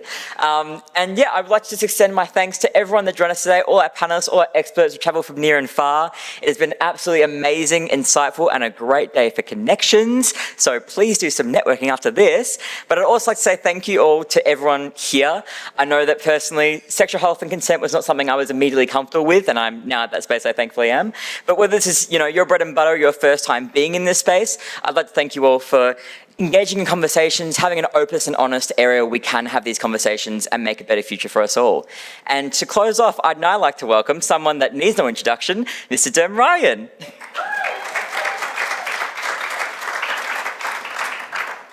Thank you. I think the Menti is now open for the final evaluation for the day. And I think that just some final wrap-up comments. I hope that all of you feel both informed and inspired by what's happened over the last 3 days. I think it's been amazing content that's been delivered. Of course, the majority of that has actually come from so many of you in the room throughout the 3 days. It's your work that's been adding to the conference. I really want to thank the venue staff and the caterers. So I think they have done an outstanding job. To our entire tech crew here, thank you. Incredible at keeping everything flowing and moving, especially when the internet speed is so slow. Look, for most of you, I think that you probably know that I have been doing other things for the last 6 months inside YACVIC, and this conference has really been pulled together by the rural team, in particular by Akshay and Karen, who have taken the really big yards, and with Futureproof and Carla, and also with Rhiannon pulling today together. So thank you. I really want to shout out to our young peer facilitators and young staff, in particular Ria, Tom, Finn, Curran, Britt and Sneha, for all of the amazing emceeing that they've done. if you can cast your mind back 3 days, we also put on an AGM. It was Lulu's first AGM. Amazing work, Lulu. Thank you very much. And of course, just finally, I just want to say, keep the conversations and the connections alive beyond what happens today. Evaluations will go out to everybody who's attended next week. We're really interested to know how we can make these events better for all of you. What was missing, what could be done better. Apart from my outfits, don't get too focused on that. And look, if you are travelling home, there are lunch packs on the back table there because we know that you're driving. It is a bit wet, so please travel safely. If you've got a long way to go and you're feeling tired, pull over. Think about stopping in a different country town and book into a lovely facility, a hotel, a caravan park, and stay the night if you're really tired, because all that information's going through your head about what you've learned. So thank you to all of you. Travel safely, and we will see you at the next event or before, no doubt. Thanks very much.